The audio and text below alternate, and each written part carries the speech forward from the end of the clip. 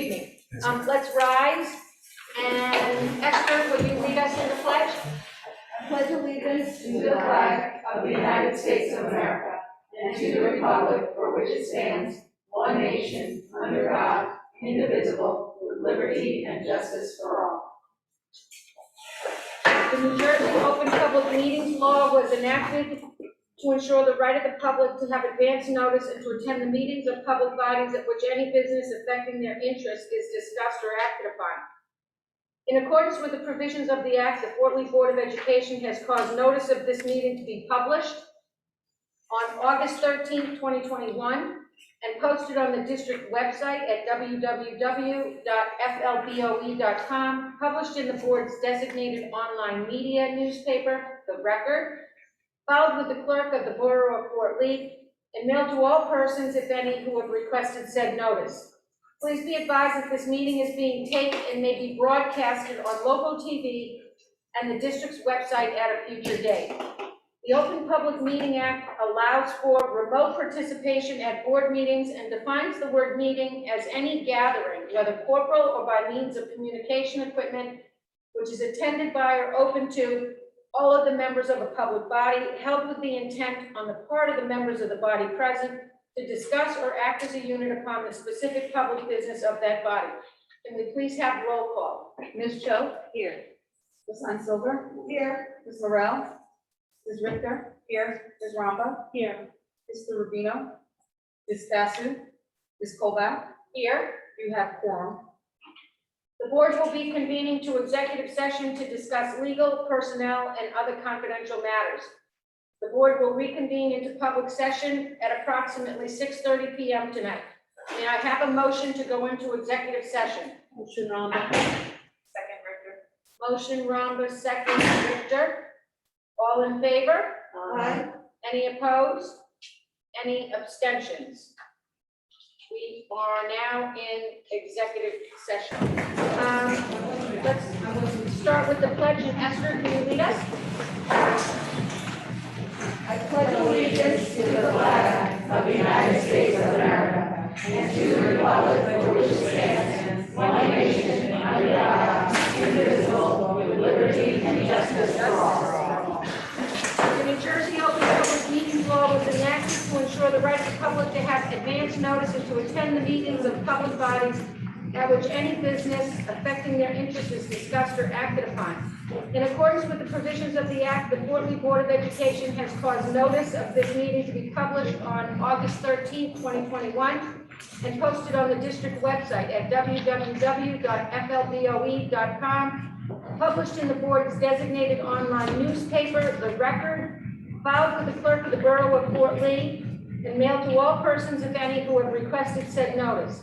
Please be advised that this meeting is being taped and may be broadcasted on local TV and the district's website at a future date.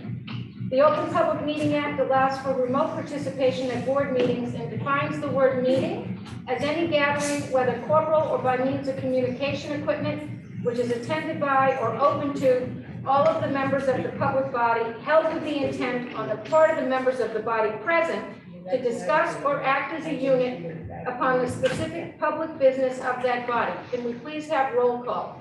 Ms. Cho? Here. Ms. Silver? Here. Ms. Morel? Here. Ms. Richter? Here. Ms. Rampa? Here. Mr. Rubino? Here. Ms. Stasu? Here. Ms. Colback? Here. You have quorum.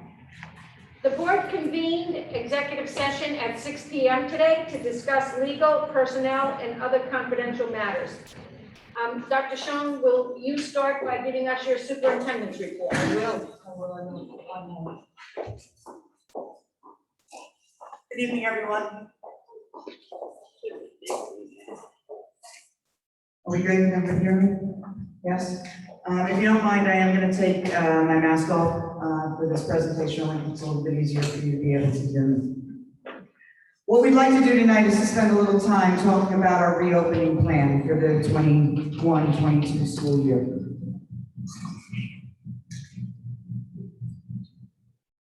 I'm looking for the next slide. You should, that's all. Yeah.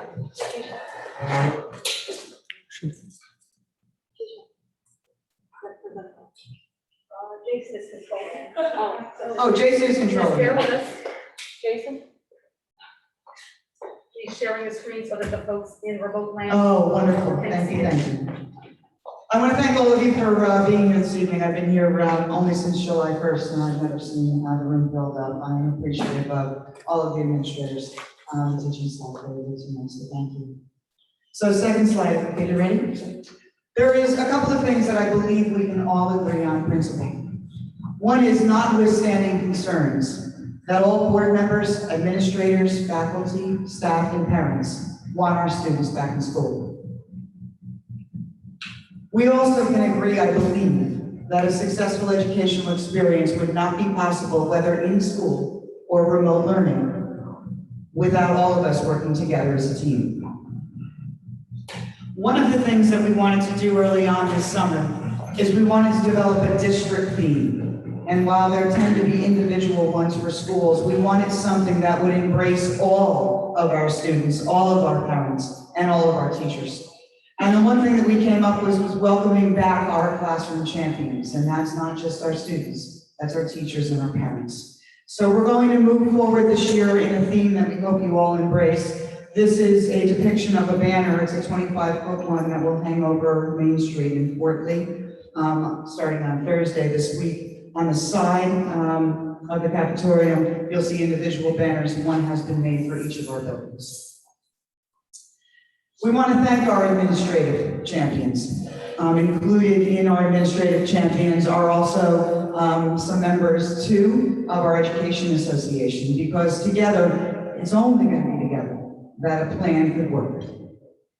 We also want to thank our maintenance and operations champions. And one of the reasons that we want to do that is getting our buildings ready for a reopening requires the hard work of many. It also requires us to say thank you for all of the work that's been done last year, for all of the people that worked so hard and so diligently to make things as good as they could for our kids. Our technology champions, that goes without saying. Once going into a remote world, it is these gentlemen that made it all happen. There is no doubt about it, so thank you to them. While I cannot put 617 pictures on a slide, I can say thank you. We are proud of our 617 staff members. We congratulate 25 of our staff members receiving tenure this year.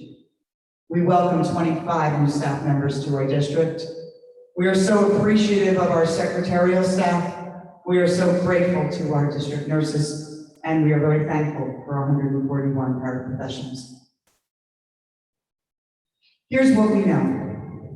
In June of 2021, the New Jersey Department of Education and the New Jersey Department of Health created the Road Forward. Districts must plan to provide full-day, in-person instruction and operations for the 21-22 school year. On August 6, 2021, Governor Murphy issued a directive stating that all students, educators, staff, and visitors will be required to wear masks inside of school buildings, regardless of vaccination status.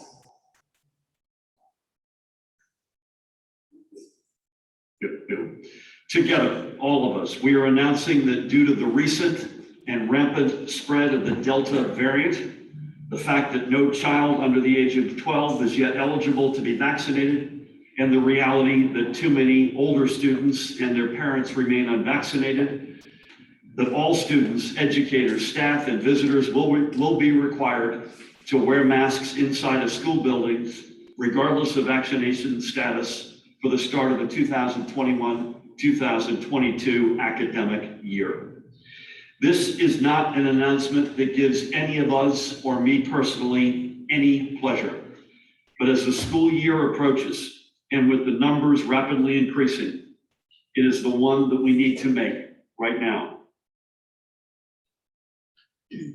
There are others that guide our protocols, not only our governor. Centers of Disease Control and Prevention, New Jersey Department of Health, New Jersey Department of Education, American Academy of Pediatrics, and the Fort Lee Health Department. So what's the deal with masks? We know we have to wear them inside. However, do children have to wear them all the time? And the answer to that is no. If and when a child is outdoors, If and when a child has trouble breathing, if and when a child has a documented disability that would preclude a face covering. A child does not have to wear a mask when they are eating or drinking, when a child is participating in high-intensity physical activity, and when a child is playing a musical instrument. Face shields are something that, of course, we're going to need to have a lot of this year, certainly at the beginning, according to Governor Murphy. While we will ask our parents to supply face shields as they can, please know we do have 8,000 in our district, adult and youth sizes. Air quality is an important question. It's one that's talked about in every district, and it's important to bring to your attention. Our environmental engineer has informed us that after inspection, our district complies with all the indoor air quality standards. However, it's important to know that we understand that this compliance is dynamic and that we must maintain constant diligence. To greater improve our classroom's air quality, we have attached a unit called an I-Wave unit to each of our HVAC units. And we've done that because the I-Wave unit generates ions that attach particles such as dust or viruses and draws them into the filter. It's just another piece that we add on to our HVAC units to make them a better ventilation and filtration unit for our classrooms. All of our HVAC units have been inspected so that they are working properly. Those that were noted as not working properly are currently being addressed. Filters are inspected and they are replaced quarterly. As a requirement to maintain indoor air quality circulations, all of our air exchange systems are designed to incorporate outside air. Air conditioning has been a topic of conversation at every board meeting I've been to, so let's put it all out there if we would. School 1 is 60% complete.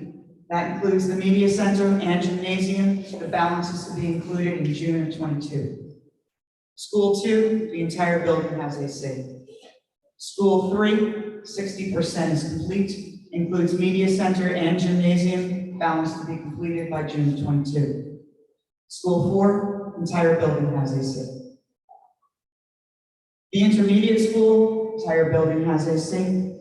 Middle school, 8 classrooms, art room, music room, and media center have AC. The cafeteria is to be completed by September 2021. The high school has limited AC. Second floor science labs, media center, STEAM lab, and TV studio have AC. We anticipate the cafeteria being completed September 2021. Let's talk about what our classrooms and hallways will look like at our reentry. Per the guidance of the road forward, consider maintaining 3 feet of distance between students and classroom settings to the extent possible. We have ordered individual desk shields that are off to your right in our room tonight. The size of the desk shield is really determined by the size of the desk, but every single one of our students by September will have one of those should they choose to use it. It is, again, above and beyond as we are masked. However, we think it is important that we can provide the greatest safety measures to our students. Our principals have requested and we have complied. Each classroom and office will contain a bottle of Bio-S, an EPA-approved disinfectant, a bottle of hydrogen peroxide wipes, a bottle of hand sanitizer, and a roll of paper towels, all again on the table to the right. They will be replaced as needed.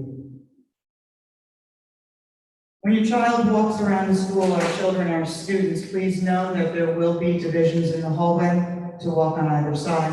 Our stair rails will also be divided with walking up and walking down to keep our students apart as much as we can.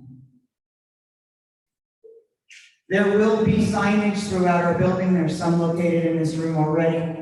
Those of you, all of us who were here last year, saw them throughout the hallways. Signage as far as washing your hands if you don't feel well, stopping the spread of germs. When we talk about our bathrooms, never thought I would do this on slide. You can click it and show everybody what I'm talking about. So on the left-hand side is the urinal. The inside is the bathroom stall, and then we have a sink. The purpose of this is that we're closing every other one, and there is appropriate signage that will show that to our students, our staff, and our faculty. We are also closing every other sink. and there'll be a sign that's saying that as well to maintain 3 feet of distance. All of our open sinks are equipped with touchless faucets. Again, it's every other one. So you may walk into a laboratory facility, a restroom, and you may see that they all are not touchless. We are in the process, God assures me, of replacing all of them. However, to maintain the 3 feet distance, even if we have them replaced, they won't be used. Our cleaning protocols will include the following. We will, of course, adhere to current and required cleaning practices. All of our spaces will be cleaned daily by our custodial staff using electrostatic sprayers and that are used in EPA disinfectant. High-touch areas, of course, will be addressed more frequently throughout the day. Those include our railings and our door handles. We have currently purchased a number of electrostatic sprayers. There are a couple off to the right with an EPA-approved disinfectant. Our custodial staff will be using these to clean bathrooms and high-touch areas 2 or 3 times a day. It allows them to deal with a larger area a lot quicker with a dry time of about, could be a couple of minutes depending on how much we put on, but it is intended to kill viruses that are there within less than minutes. Let's talk about lunch a little bit, because that's something that we didn't incorporate last year even when we came back. Lunch will be administered in building cafeterias. We will, however, use media centers and classrooms most likely to be able to maintain that 3 feet of distance and reduce the number of students in one space at one time. At the middle and high school levels, we're going to try to use those outdoor spaces, certainly while weather is permitted. When you walk into the cafeterias, that 6 feet or 3 feet distance will be maintained by markings on the floor, and of course there will be hand sanitizer available. We're working very closely with Pontonian and Eric to determine what meal service will look like in individually wrapped units that will be delivered to schools, so it'll be as sanitary, as healthy, and as clean as possible. Once again, free lunch will be provided to all of our students. The district will continue to offer the Seamless Summer Program or Plan. It's a federal and state program that encourages school food authorities participating to offer free lunch to every student in our school. Water bottle filling stations are going to be an important component as reopening. Students, of course, are going to be bringing their own bottles of water here, and we understand that. Just so you have a concept of what it looks like on the left, it's a smaller picture, smaller unit is the water fountain. There's a sign there that will be closed. There is a sign above the water filling station that says it is open and operable. We currently have 2 water bottle filling stations at School 1, 2 at School 2, 5 at School 3. We have 2 at School 4, 5 at the intermediate school, 1 at the middle school, and 5 at the high school. We ordered 1 additional filler for schools 1, 2, and 4, as well as 2 additional for the middle school. We anticipate having them in by our September opening. They are all accessible and they are operational. Aftercare program may be a component that parents want to consider for next year. Having met Siad from Club Ed, we are good to go, and we are set to reopen for students in grades K to 8, Monday through Friday at School 1, 2, 3, 4, and our intermediate school. Information for that can be found on our website. There is a concern as well, I'm sure, from our teaching staff as well as our parents about learning readiness. So we want to talk to you a little bit about that. We will, of course, assess our student learning, and teachers will identify those areas of focus and plan instruction accordingly. We will continue to do benchmark assessments as we have done in the past. But the one thing that the state is requiring that all students do is incorporate START strong assessments for students in grades 4 to 12. That will be in English Language Arts, grades 4 to 10, Mathematics, grades 4 to 8, Algebra, Geometry, and Algebra 2, and Science, grades 6, 9, and 12. Once we receive those results, which we anticipate will be fairly quickly, we will identify areas of focus and determine the supports that our students need. So how do we pay for all of this? That may be a question. You've got PPEs, you have all the additional cleaning supplies, you're buying 4,200 potentially desk shields. And so an important question could be, was it our taxes? right? Is that what paid for it? And the answer to that is no. We received a number of federal grants that were targeted at addressing. Here is one example of a breakdown of a grant that we received. And you can see there are a number of different areas incorporated, from facilities and ventilation, so that could be the fixing of HVAC or the purchase of I-waves. Support salaries if we're hiring additional personnel, we're paying for it from there. Health and safety supplies, instructional supplies and programs, I'm going to talk about that in a bit. Mental health programs, support salaries, I have a typo as an educator, I'll own that, and professional development. So just an idea of where some of the money is coming from. So we'd like to go through some what-if scenarios. We're sure there are a number of questions. We hope this will address some of them for all of you. What if my child needs to take the bus? Please know that bus drivers and students must wear masks. There will be an aid on all routes, AM and PM. Bus drivers will follow district protocols, and our bus companies will adhere to those cleaning protocols as well. What if my child is experiencing anxiety returning full-time? The administration and staff will be available, of course, to assist any individuals who are struggling. The guidance department will continue to conduct their wellness surveys. But we're also incorporating new curriculum. That's part of the program component. We are incorporating a flow and grow curriculum, reboot curriculum, kid grid curriculum, and raising resiliency programs 7 to 12. All of these curriculum and programs are dedicated to students who may be struggling with anxiety, having difficulty returning after being in a remote environment. We're also very interested in the well-being of our staff, and certainly free access to the Headspace app and Pure Edge. We'll also continue to identify mental health resources and programs. Our staff, our guidance counselors, and our colleagues are also available to each other. Sometimes they're the best support ever. Parent workshops are also going to be very important. Parents are going to be transitioning from having their children at home to here, and what's that going to look like? Lauren Karuba has really done a great job at putting together a number of programs for us. She just advertised a couple of days ago to all parents, one that is taking place in Midland Park. That was an email sent out. We anticipate another email going out tomorrow morning to parents and promoting well-being, nurturing heart approach, social media, and even while everything is focused in on returning from a remote environment, we still have the epidemic of vaping and all those things that our kids are experiencing now. So Lauren's looking into that, and we're thankful. So what if my child is not feeling well before school? Certainly the advice would be, please keep your child home. Notify the school nurse of symptoms and illness. We will not be doing temperature checks this year, nor will we be requiring the submittal of a COVID health screening.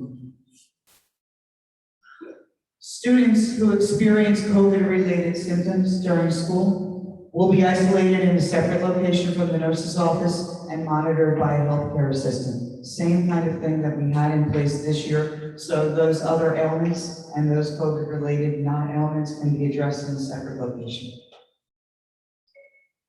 What if my child's medical needs are not COVID-related? Any other medical situation will be evaluated on a daily basis. Parents, of course, will be contacted immediately.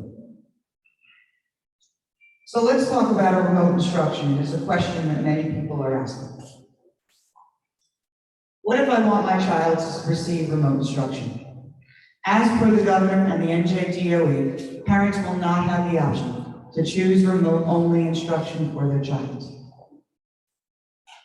Remote instruction will only occur and be provided when there are COVID-related symptoms verified by a school nurse, a positive COVID result confirmed by a doctor, isolation and quarantine that is required due to close contact with someone with a positive COVID result, or a class, school, district closure as determined by a state agency.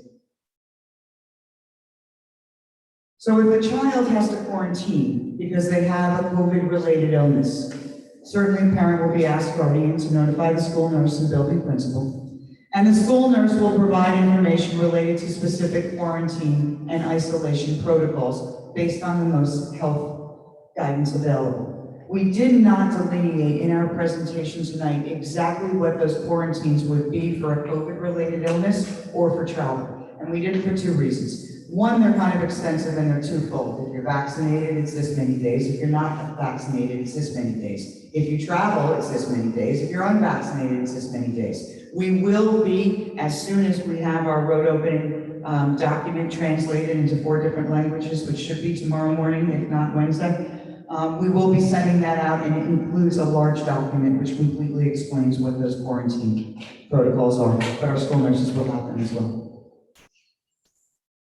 What are the symptoms that might indicate that it is a COVID-related illness? 2 of the COVID-related compatible symptoms are a fever of 100 degrees or greater, chills, shivers, muscle aches, headaches, sore throat, nausea, vomiting, fatigue, congestion, or runny nose, or one of the COVID-compatible symptoms with difficulty breathing, loss of taste, loss of smell, cough, and shortness of breath. All of these are going to be as part of our reopening plan. So what does quarantine look like? Quarantine and isolation protocols will be the same for both staff and students, depending on the individual's vaccination status, and we will, of course, have that delineated in our reopening plan. What happens if a student or a staff member travels? Quarantine may be required depending on the type of travel, vaccination status, as well as recent guidance. What we're finding, even as we develop this reopening document, things are changing on a daily basis as far as vaccination is concerned. So we're going to, in each one of the pages of the opening plan, does say that this document is a living document, and it is fluid. Please note on the bottom of this that remote instruction will not be provided for travel or during quarantine period on travel. So what does that mean? It means that a family chooses to travel to California for a long weekend, and they're not going to be back until Tuesday of the following week, and we resume instruction on Monday. They are traveling, so remote instruction is not an option for them. They can certainly go on to Google Classroom, they can certainly go on to Seesaw, they can certainly get their classroom assignments, but just because you travel does not mean that that remote option is going to be available for you where you are or until you come back and are in school. If child's illness is not COVID-related, students cannot attend school as a result. They will not receive home instruction. They will, however, have the opportunity for home instruction, as we've always done after 5 days of absence in school. Are there other options? There are. We don't like it, but it's important that I bring it to your attention. And the other option is for those parents who say, I don't want my child to come to school because I don't want him wearing a mask every day. We get it, but we all know that the best possible education for our children is in front of our educators. If a parent chooses not to do that, not to send their child to school with a mask, or if a parent does not want this in-school environment with as safe as we've tried to possibly create it, the opportunity is there for homeschooling. And the opportunity for homeschooling is saying parents have a constitutional right to unregister their children, to bring them home, and to provide that homeschooling option. It is not one that we are advocating for. My bringing it up in this presentation is not because I'm an advocate of it. It's just important that the policies that guide these districts are an option for parents who choose to take them. Our reopening plan with our questions and our FAQs will be on our district website. I'm going to show you that shortly.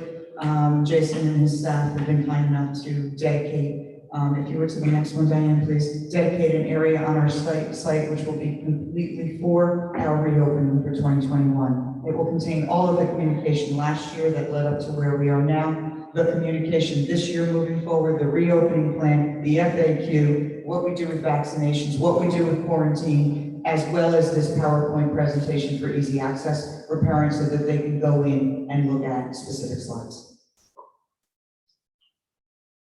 What we do have to do, unfortunately, is you never know what's going to happen, and it could happen on a day's basis, so I just want to bring to the public's attention and all of you here tonight and the board, we may have to move to Plan B. We may have to go fully remote, and we don't know how much time we're going to be able to do that. Just in case, I did want everyone to know that we are very poised and very well equipped to go fully remote if we need to. Why? We've done it. And we've done it all well, and we did it together last year, and although we didn't like all of it, we can do it again if we have to. Teachers will provide that virtual live instruction through Google Meet and Zoom. We'll integrate live specials, daily schedules. Please know this is what we did last year. I have yet, and being only here for 5 weeks, had the opportunity to meet with the all of the Education Association and sit down and have them talk to me about what worked last year, what didn't work last year, what can we do to make it better. So while I say to all of you, we'll make it work, it may not look identical to the way it did last year, because we want to do what's best for kids and we want to do what's right by our educators. So know that this is what we did last year. I put it on there. It's a plan in place. If we had to move forward, we probably could tomorrow, but it won't necessarily be the way we necessarily want it to be. And I want that input. So I think that's important to know. We still would continue, however, I believe a minimum of 4 hours of instructional contact time.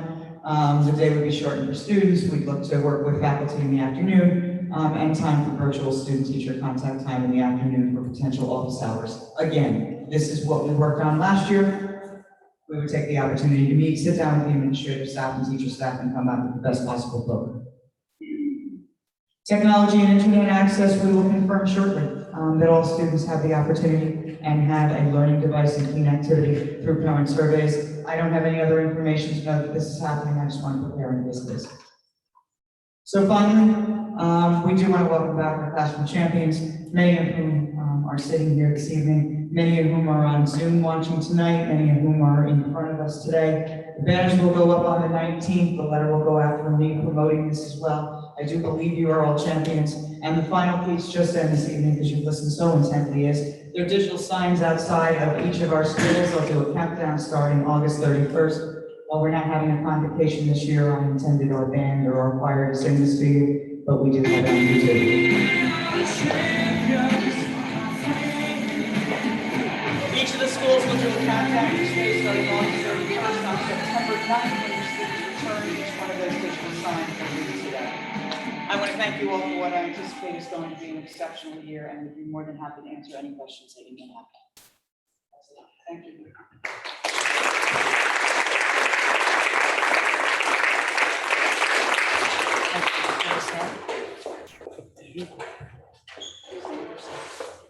Stand for a second.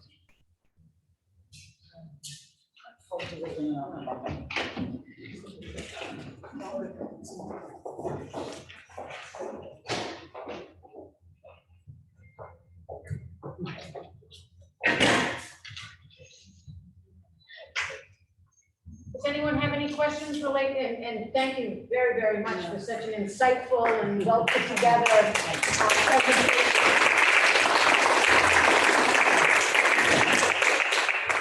Are there any questions relating to the reopening plan? We'll address them now rather than later. Paula, are we allowed to say something? Sure. I want to say that that was absolutely stunningly incredible. You did a fabulous job. We are so, so lucky to have you in this district. Thank you so much. I'm in awe of you. Thank you. Thank you. Excellent. Thank you. Okay, then we're going to move on. Do we have any committee reports tonight? Oh, I think this is raise hands at home. Yes. So, Hakisha, do you have any raised hands at home? There are 4 raised hands. I'm not sure what the questions are, but I think we're isolating. Right now, we're limiting the discussion strictly to the reopening plan. Okay, so Mike, I am promoting you to panelist. Please feel free to share your video and your comment regarding the reopening plan. You have 3 minutes. Mike Asa, can we turn the lights on?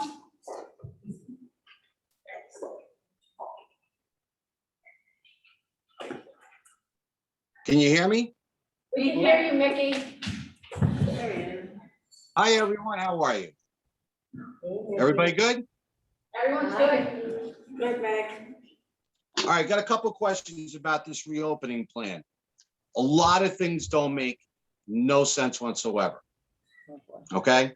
And I think sometimes we'll have to take a deep breath and get some logic behind this. Fine.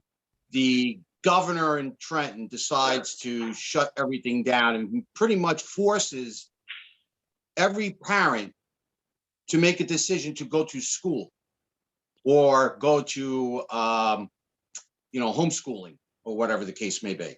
I am a taxpayer of this town. I own a home and I pay taxes.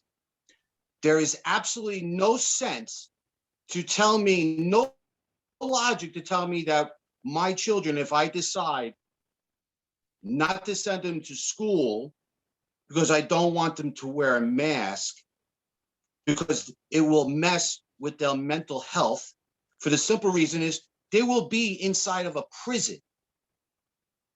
I want every parent to understand that. Wearing a mask for 8 hours a day is not healthy for a child. But why can we not have remote? Because the governor said so? Is that what it comes down to? So you're taking something that's illogical and taking away from parents and taxpayers. We are paying taxes here. And if I decide not to bring my children to school, I should have the right as a taxpayer to have remote learning for my children. The governor of the state of New Jersey cannot do this for the simple reason is the CDC says it recommends masks. It doesn't say must. This is the most illogical thing I have ever heard of. Now you just boasted how great our remote learning is. It's robust, whatever the case may be. So why not offer it to the parents and our children who we choose not to send our children with a mask for 8 hours a day? Our children will be looking like prisoners. Must stay 3 feet apart.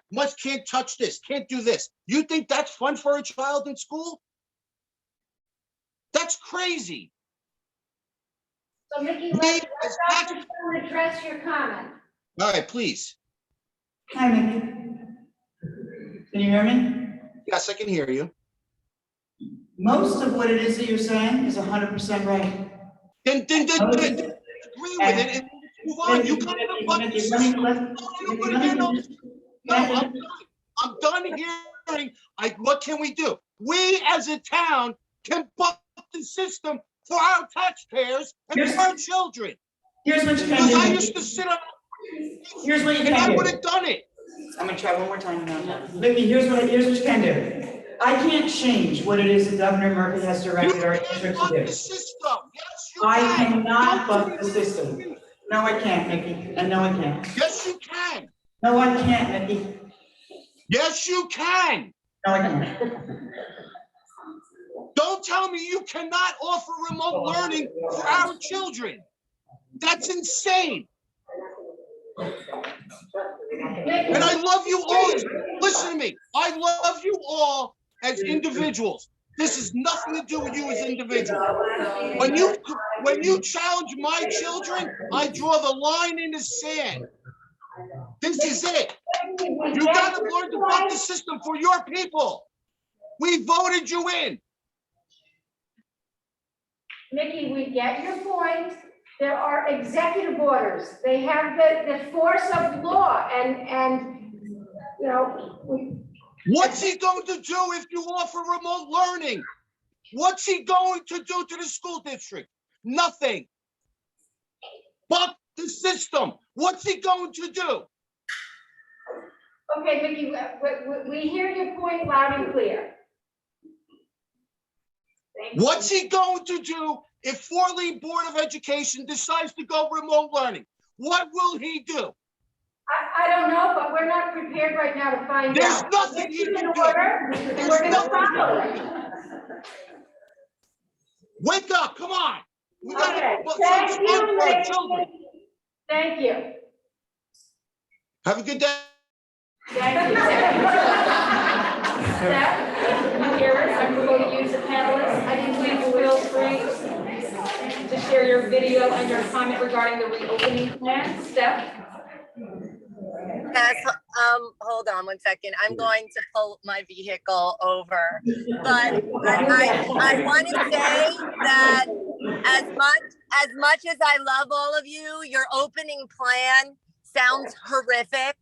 You children, people in jail cells have more freedom. And I know this because I work with people who are incarcerated.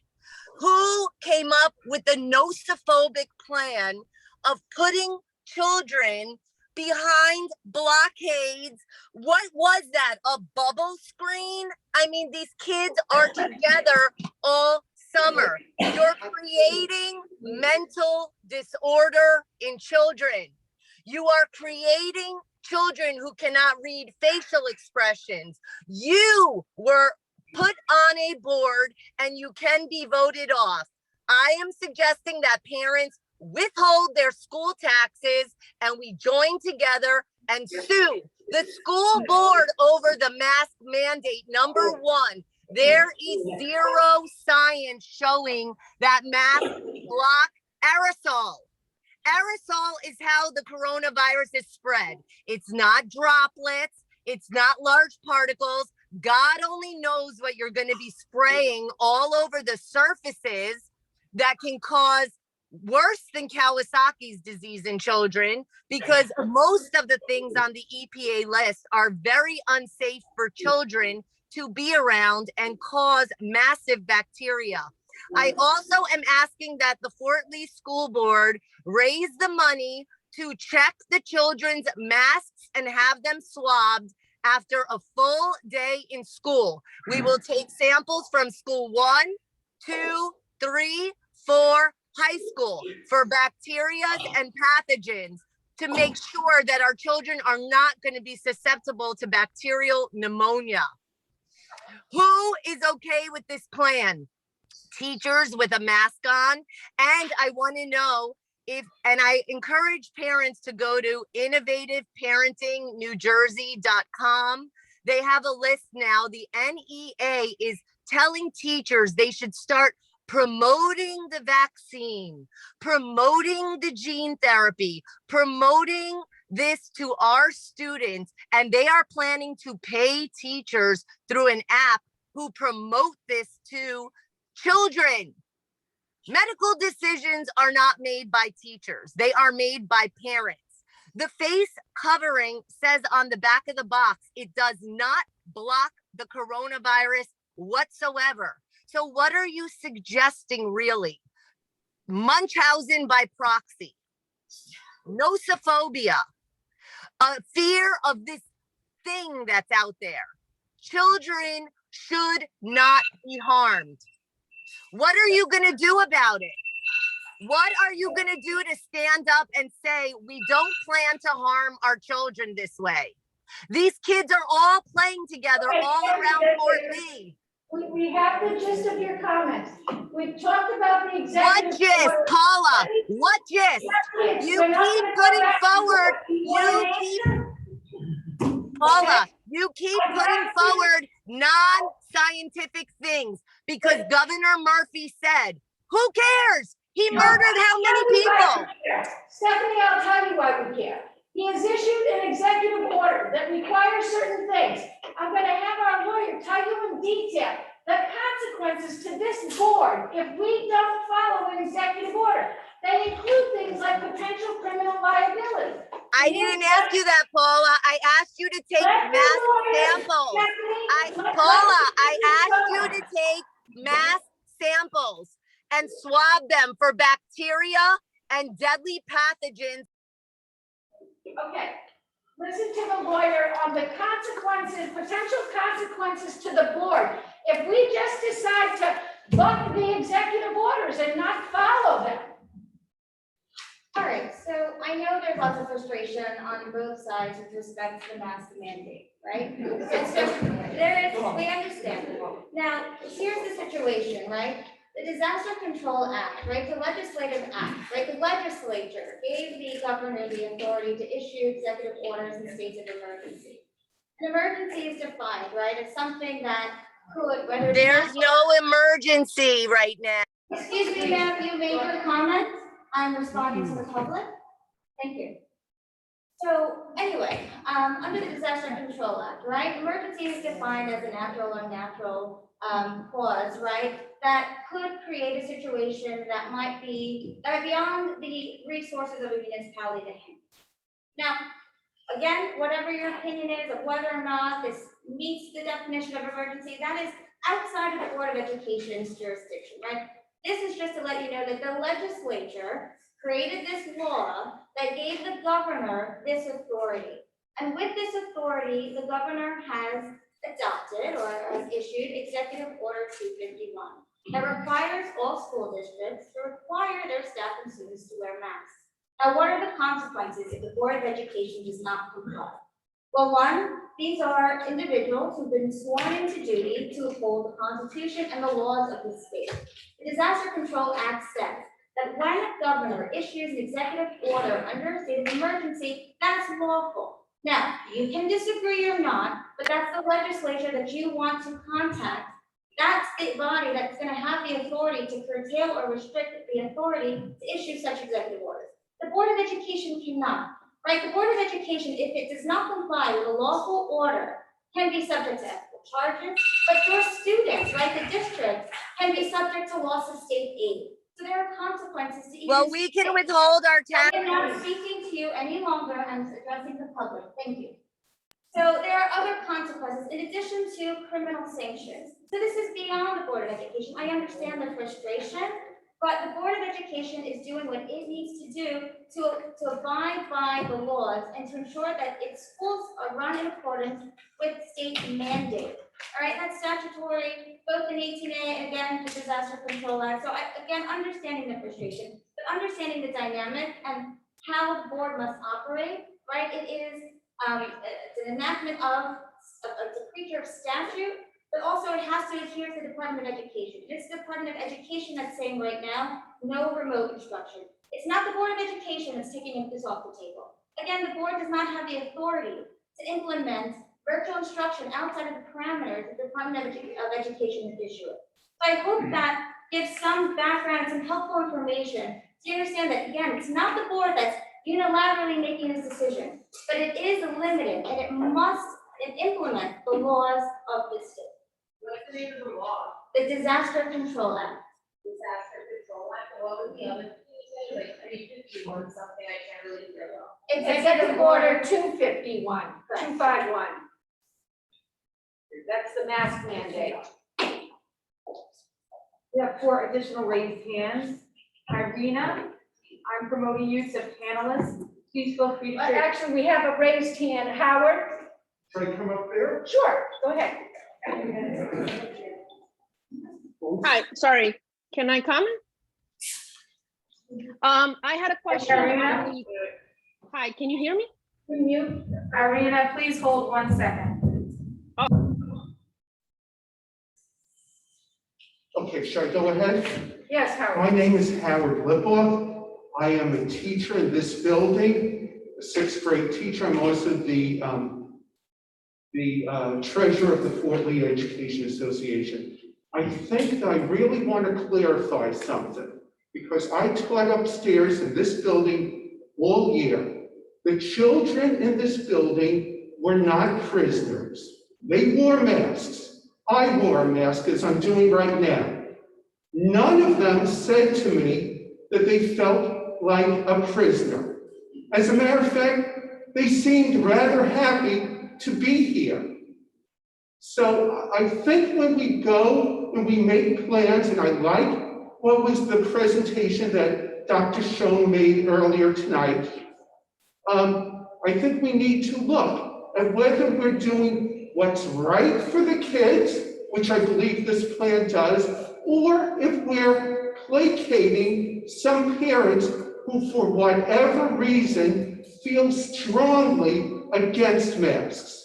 And I think we need to focus on what's right for the majority of the students and the staff and the other people coming into this building. I think this plan does it, and I think this plan should be what we work on at the beginning of this school year. Thank you, Howard. Okay, Irina? Hi, I don't know if I fully ecstatic about the plan, but you know, as long as. Identify your name and address just for our records. Sure, Irina Karash, 230 Tremont Avenue. I won't talk about the finer points of the plan. It is what it is. It gets our kids back in school. I'll do anything for that. I had a question on the quarantining when traveling. Labor Day is coming up. What does that mean for parents coming back if we go somewhere? what are our limitations? Also, and I'm sorry I missed some of the presentation, but I did hear that if you had to quarantine, you don't get live instruction. Now, it could be, last time with COVID, you could be out for 2 weeks, etc. Someone in your class gets sick, you're out another week. Kids are not getting live instruction. It could be for like a month. I mean, can we kind of think about what happens there? Because it seems that, we could have situations where we have kids without instruction for a significant period of time. My daughter is going into 3rd grade this year. There's state exams that she will be taking. I don't want her absent for that long. And so I'm a bit worried about that. My son doesn't do well with virtual whatsoever. So I don't know if it's positive or negative there, but I think my number one question is, going into Labor Day weekend, big travel weekend, what do parents expect when we come back, or if we do go? And 2, I'm sorry, it's not on the reopening plan, but for me, it's a big one for coming back to school, is what's the situation with the principal in school 1? I thought we were going to get a feedback on that before August 16th. I haven't heard anything, so I might as well just throw that in there. Hello, Irina. The first question first. Yes. Is that right? Sure. Okay, this is Diane Baker, Assistant Superintendent. How are you? Hi, how are you? I'm doing well, thank you. I'm going to respond to your first question regarding quarantine due to travel. So as Dr. Schoen stated, we do have specific protocols in our plan, but because you asked that question, I will tell you right now what they are. And please understand, this is based on the current guidance that we've received from the CDC. So if it's domestic travel, the protocols are different between unvaccinated and vaccinated individuals. Domestic travel is defined as travel lasting 24 hours or longer to states or United States territories other than contiguous states, which includes Pennsylvania, New York, and Delaware. For unvaccinated individuals, you must get tested with a viral test 3 to 5 days after travel. You have to quarantine for a full 7 days after travel. Even if you test negative, you need to stay home and self-quarantine for the full 7 days. If your test is positive, obviously that means you will have to isolate yourself based on our quarantine procedures for COVID positive individuals. If you don't get tested, you will stay home and self-quarantine for 10 days after travel. And obviously if COVID symptoms develop, then you will follow the protocols for quarantine due to a COVID-related symptoms.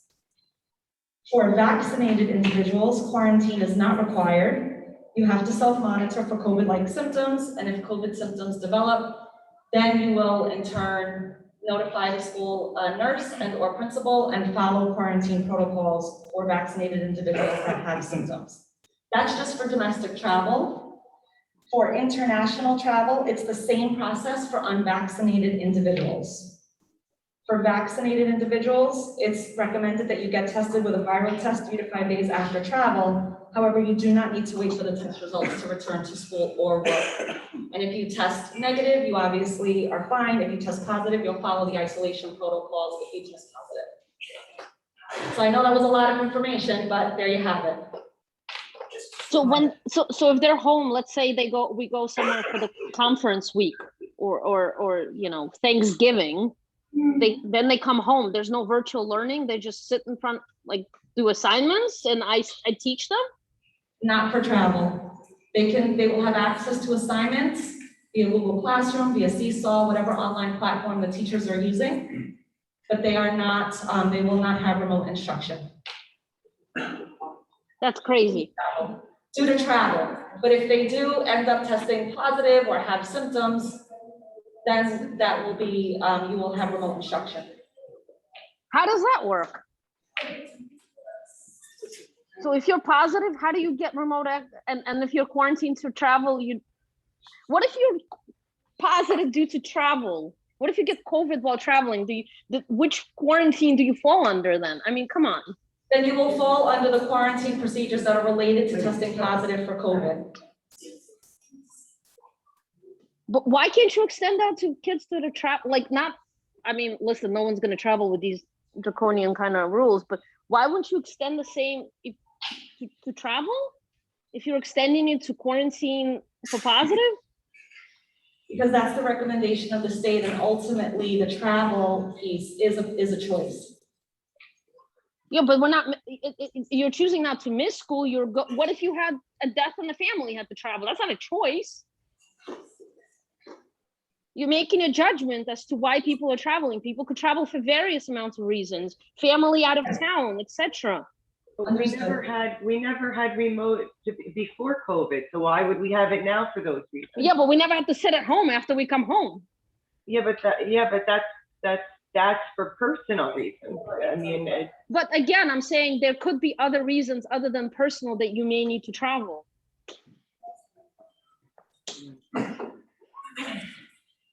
We're making a judgment call as to why people travel, but that's not necessarily all painted with the same brush. All of the quarantine requirements are set forth in a chart, and like Dr. Schoen said, it varies if you're vaccinated or not, and that's all set forth in a document that will be on the website. But the governor has said no remote instruction, and so at this, unless under certain circumstances, and so we need to follow that at this point. Okay, what about school one principal? Can we just get we'll have one, we won't have one answer? Oh, I'm sorry, my apologies. Communication will be going out in regard to what will be occurring at school one moving forward tomorrow morning, I would say before noon. Okay, Thank you. Do we have any other raised hands? Ms. Byers. Oh, Tanya, go ahead. And this relates to the reopening. Yes, We're gonna have our- I'll be back. Okay. So, Getting two bites at the apple today. yeah, exactly. Hi, my name is Tanya Byers King. I live at 275 Tom Hunter Road, in Fort Lee, New Jersey. First, the quarantining and the travel, the plan is a lot of work, so, you know, I give whatever, you work hard, good job. But children who are under 12 are not eligible for vaccinations. My mother may pass away at any moment. She's had stage 4 lung cancer. I'm gonna go to her funeral when she dies. Dear Heavenly Father, please don't let her die anytime soon. But if and when this happens, when she comes back, when we come back, my son is vaccinated, myself, everyone else, but then the little one, this is my question. Are those quarantines, those are coming from the governor as well, or those are from the Fort Lee? The quarantine protocols are coming from the Fort Lee Health Department and CDC. Okay, that's one question, thank you. Okay, then the next thing is, why would we spend money to buy 4,200 desk shields when we have shields in almost all the schools? Almost all the elementaries have school, I mean, I know they have them in all the schools. So we didn't need 4,200, why would we buy 4,200? We bought 4,200 over the last couple of years, expires saying. Okay, I just want to clarify that, because if someone just bought 4,200, that was not smart. And then the next question would be, what about where there's no ACs to plug up those little units that make things better too? Because there are not ACs, you gave us a whole slide of where there aren't ACs available. So how are you going to use those wonderful machines when you don't have ACs in a large percentage of the high school, the middle school, well, not large in school 1, but in school 1 and school 3? How am I gonna use those units if I don't have a unit in the classroom? AC unit, yes ma'am. If I don't have an AC unit, Scott? I'm sorry to hear what. The question is, how are we gonna use those units if we don't have AC in certain areas of the building? Am I right in saying that those units would not be attached? If we're, the units that don't have AC? Yes. They'll still bring fresh air into the rooms. Right, well, they need the I-Wave units. Yes, they'll still have the I waves in them. That You'll is, plug them into what? They're mounted inside the unit. What unit? Inside the unit ventilator or the air conditioning, or heating unit, it doesn't have to be. air Heating unit, conditioning. okay, so They'll because be she had inside. mentioned air conditioning, so it's Right. heating, okay. Thank Then my you very next much, question is the restrooms. So the restrooms are a problem, because if you ask anybody who was in the schools last year, I know students, parents told me that when the children would go to the restrooms, because there's only every other stall is open. I think the toilet, you're talking about toilets, let's talk about toilets. I think the toilet is there. I think it's way more than 3 feet of space between the next toilet, and there's a wall there. But what happens is when you block off the stalls and there's only 2 doors that are open, You have a line of children outside of the doorway waiting to get into the restroom that have to use the restroom, as well as the sinks, and also this bathroom right over here, it only has a fan that dries your hands. You're supposed to have towels that you dry your hands on and throw those on, so that needs to be corrected. I believe those are all the questions I have. Thank you so much. I'll be back. Okay, do we have any other raised hands at home? Well, Michelle, oh, I see. I just, somebody heard Julian speaking, they didn't know who was talking, so if you want to tell that she's. Oh, we have a board member who's remote tonight, Julian Stasu, so if you heard someone and none of us were up here were talking, They want to know who was answering. it was Julian. Michelle? That's Michelle? me. Hi, Michelle, go ahead. Michelle, you have 3 minutes. Okay, we lost Michelle. Can you hear me? Yes, we can hear you, Michelle, go ahead, you have 3 minutes. Okay, I don't need 3 minutes. I just have, I thought I heard something with the reopening about orientation for 5th, 7th, and 9th graders, but I couldn't hear it, so maybe I didn't hear anything. Could you just repeat it for me, please? 100%. Information will be going out tomorrow morning, around 11 o'clock, I believe. Mr. Ambrosio, is that correct? Correct. From all of our principals, orientations will be taking place for kindergarten, 5, 6, 7, 8, 9, and 10. I believe I'm correct.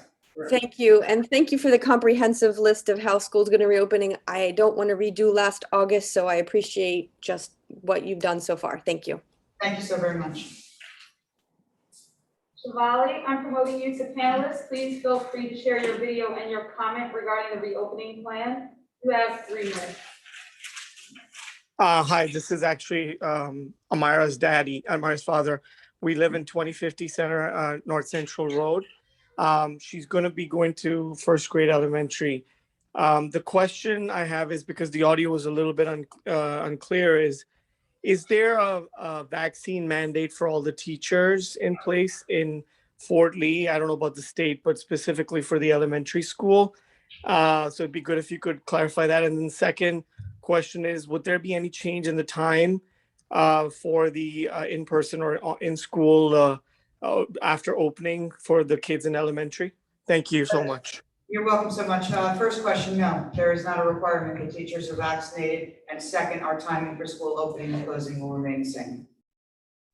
Okay, and if there is no, just to clarify, there is no mandate for the teachers to vaccinate, are there, more tighter mask laws for them, or mask mandates for them to be kind of N95, or is it just, straight masks? Because if they're not vaccinated, there's a chance of transmission through the teachers to the kids, right? I think that's more what CDC and the health has been talking about. It's the adults who are not vaccinated or vaccinated could still be transmitting. So just if you could clarify that, that'd be great. I'd be more than happy to. The requirement for parents and staff is identical. We have not received any additional guidance that has suggested that we need to move in any other direction. Got it. All right. Thank you. Welcome. Elsa, I'm promoting you to panelists. Please feel free to share your video and your comment regarding the reopening plan. You have 3 minutes. Please state your name and address for the record. Elsa? Elsa, can you hear us? You have the floor for 3 minutes. Unmute yourself. Elsa? We're okay. We just got a little problem. Hi, I'm so sorry. Hi, everybody. Here's Jenna. She's going to be coming to your school soon. So you have the floor. Go ahead, Elsa. So I wanted to ask you as teachers, I mean, it's my first time in your school and this is my daughter, Jenna. And are you, as teachers, are you guys all okay with kids wearing masks and being, I mean, I just saw the picture of the little bubble on the desk that you had. That kind of freaked me out a little bit. And I just don't know how that would affect my kid being in that little bubble the whole day. You as teachers, are you okay for the kids being that way? I mean, I'm sure you're all parents and you understand where I'm coming from. And that's my only concern. Like, are you okay with seeing kids in that form? Ms. Wall, may I answer this on behalf of the Education Association, or would you like to? I can speak. That would be wonderful, if that's okay. Is that okay? Yeah, sure, of course. Thank you. Yes, yes, you can. I obviously am modeling. Hi, behavior right Cian now. Spahn, President of Fort Lee Education Association, Media Specialist here at the middle school right next door to the IS. I think in general, just listening tonight, nobody's really okay with masks, right? I mean, I hate this thing, it makes me itch. I have a lot of allergies. I'm over there, you know, I have to pull it down to drink. I don't think we'll ever be okay. I mean, at least I know I personally will not be okay with this. So I think the overall answer is no, but it's what we have to do right now. So I think the teachers are pretty amazing, and there's a lot of them here tonight. And they're gonna make it as amazing and awesome as they can for your child, all the children in the district. I mean, I'm sure there's some recommendations involving your child maybe in choosing out a fun mask as opposed to, I mean, I like black, it's the color I wear all the time, so I went out and got black masks. I understand the mask part, but what about the part where they have that bubble around the desk? That's what Oh, the bubble, I'm not even sure, the dividers are there, it doesn't mean your kid's going to be sitting in a bubble all day long. I can tell you that's not what's going to happen, especially in the younger grades. I know the elementary teachers, and there's a lot of elementary teachers tonight. Am I speaking incorrectly when I say that the kids don't sit in a bubble all day long? They're all nodding there. Anne Marie, the rep in that building, and the rest of the teachers here are nodding and saying the kids are not in bubbles all day long. That is not what's happening. They are still interacting, they are still laughing, they are still playing, they are talking, probably too much, and that's okay. So they are being kids, and they are going to love being in school. We are going to make it as fun and exciting and entertaining and engaging and educational all at the same time, all those E's there. At the same time, and I can guarantee they're going to love coming in. They might not love the mask, but I feel like the kids least dislike the mask more, like they dislike it less than we do. In other words, it doesn't really bother them as much. I see them, I'm through my town, for example, I'm driving and they're outside, and here are these 10, 11, 12-year-olds on their bikes and hanging out, like, you know, I live in a small town, Ponce Lake, small like Fort Lee, but no city, and they have their masks on. And I looked at my husband and I'm like, why do they have their masks on? They're outside, like they can, and they're just wearing them and they're laughing and people are nodding because that's the way kids are, you know, they're very resilient. They can kind of, you know, adjust to anything. And I feel like, I know with my own son, I constantly worry about him, and he's 21 already and I still worry about him, but I constantly worry about him and I don't think he worries as much. He's like, Mom, relax, it's all okay. So I think your child is going to be okay. I know your child's going to love being here in Fort Lee and going to love her teachers. I totally get it, and I thank you so much for reassuring me as a teacher and as a parent, but my only concern is that they're little and their bodies and brains are still developing, and inhaling carbon dioxide for so many hours a day. I know that us as adults, we can handle it more than they can, and I know that we see them, we're like, oh, they're fine, but that worries me. What's going to happen in the long run, that we're allowing them to be in masks for so many hours. That's my worry, because they're looking at, remember, they're going to get to eat lunch, the masks will come down. I'm sure teachers, I know in a lot of cases, they took little mask breaks and they're nodding. I know they did at the elementary school. So they are not sitting just like I'm taking my mask break now and loving it. They will get their mask breaks as well. So I don't want you to have the vision. I think a lot of times we think of the worst possible scenario, the worst case scenario, and I'm somebody who's more positive and not negative. That's why I get very upset, and I'm really appreciative of the new superintendent who immediately reached out, and Diane Baker, who I've known a really long time, that we've collaboratively worked on this within the laws. We have to abide by the law. I'm a rule person, you know, I follow the rules for the most part. Sometimes, you know, a little break here or there. But I'm really appreciative that they did, you know, follow the rules, and they came up with this great plan. And in the end, I think you're going to be perfectly fine. Your kids aren't going to be sitting from 8:30 in the morning until 3:30 in the afternoon in a mask. I don't envision that. I have elementary school teachers here to prove it, that that's not going to happen. They will have breaks. especially when they're eating. They have snack, right? They'll have their snack, so they'll have to eat then. They'll have lunch. Do they get 1 or 2 snacks? 1 snack. 1 snack, they'll get their lunch, and they'll take some breaks. So I anticipate it won't be as scary as you think. I think your child will be perfectly healthy. Of course, if there's any problem while they're wearing a mask, just tell the teacher, raise your hand and tell the teacher, I need a mask break, and I'm sure the teacher will give them a mask break. Okay, thank you so much for everything. You're welcome, and we're looking forward to having all the kids back. We're so excited. I speak on behalf of the teachers. This is why we got into teaching. We love kids. We want them in school. And just to real quickly speak about like the travel part, I know some of the parents were a little concerned about that, and it's good that you're having the meeting now, so maybe you can kind of look at your travel plans. The idea behind the travel is not to exclude children, but to really have them come to school. We want them back in the buildings. Okay, and I know a lot of you last year, that was the biggest complaint, that they were not in the building. So it's a little ironic now that some people are saying the opposite. I get confused sometimes because I'm a people pleaser. We want to make you happy as parents, and we definitely want to make the kids happy. And that's just me speaking from my heart. So, and like they all said, the plan is fluid, it can change, it will only get better in my mind. I'm going to keep the positive outlook that this Delta thing is just going to go away. Great job. And if you have any questions, from a teacher point of view, you can always email me or any of the teachers. They are always available. We have like the best teachers in this town.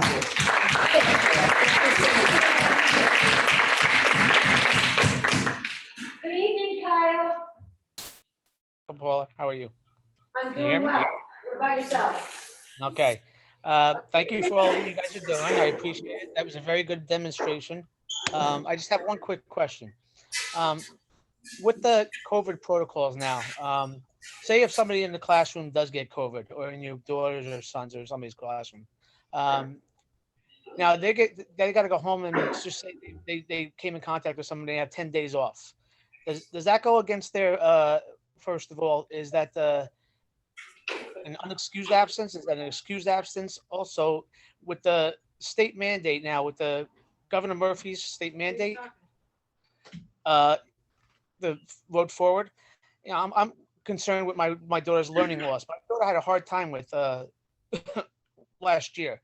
So, I mean, if you're just going to give the work to these kids to do, my daughter she has an IEP.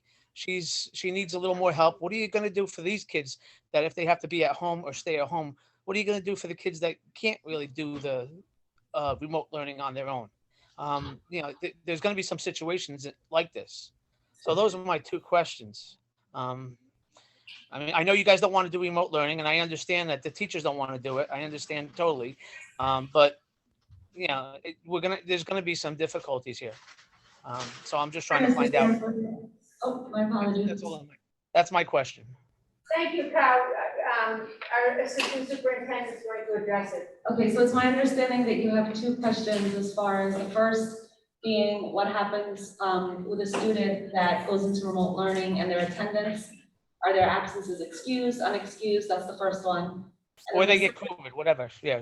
Right. And then the second one is, how are we going to service our students in our special populations when they are, if they should have to be learning remotely, correct? So it's 2 questions. I'm mostly concerned about the learning loss that's stated in.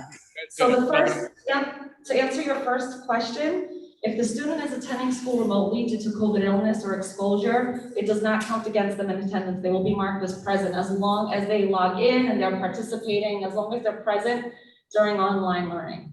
What if they're really sick though with COVID and they can't log in? That's the other question. Well, if they're really sick and they cannot log in, then that would count as a regular sick day.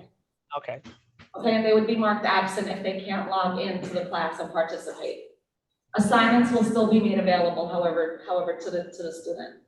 The second question regarding how will we be addressing learning loss, all of the modifications and accommodations that are in a child's IEP or 504 will be followed.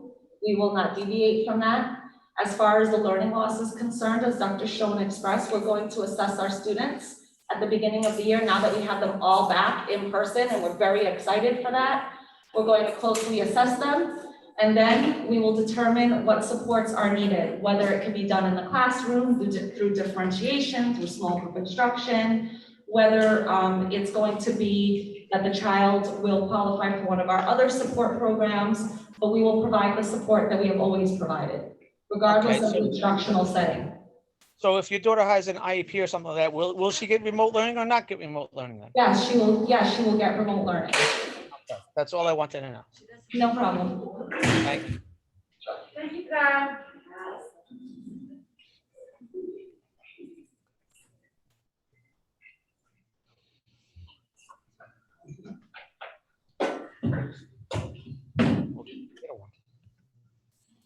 Victoria, I'm promoting you to panelist. Please feel free to share your video and your comment regarding the reopening plan.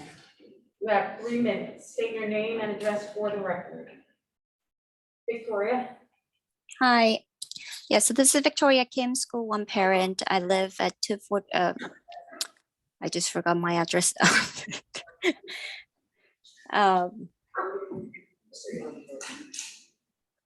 Fort Lake. Yeah, Fort Lee. I live in Fort Lee. Sorry. First of all, I would like to give big thanks to Dr. Sean, the superintendent, and the BOE members for the great reopening presentation. And also, I really thank you for getting back to us about school 1 and 3, the air conditioning issues about the deadline.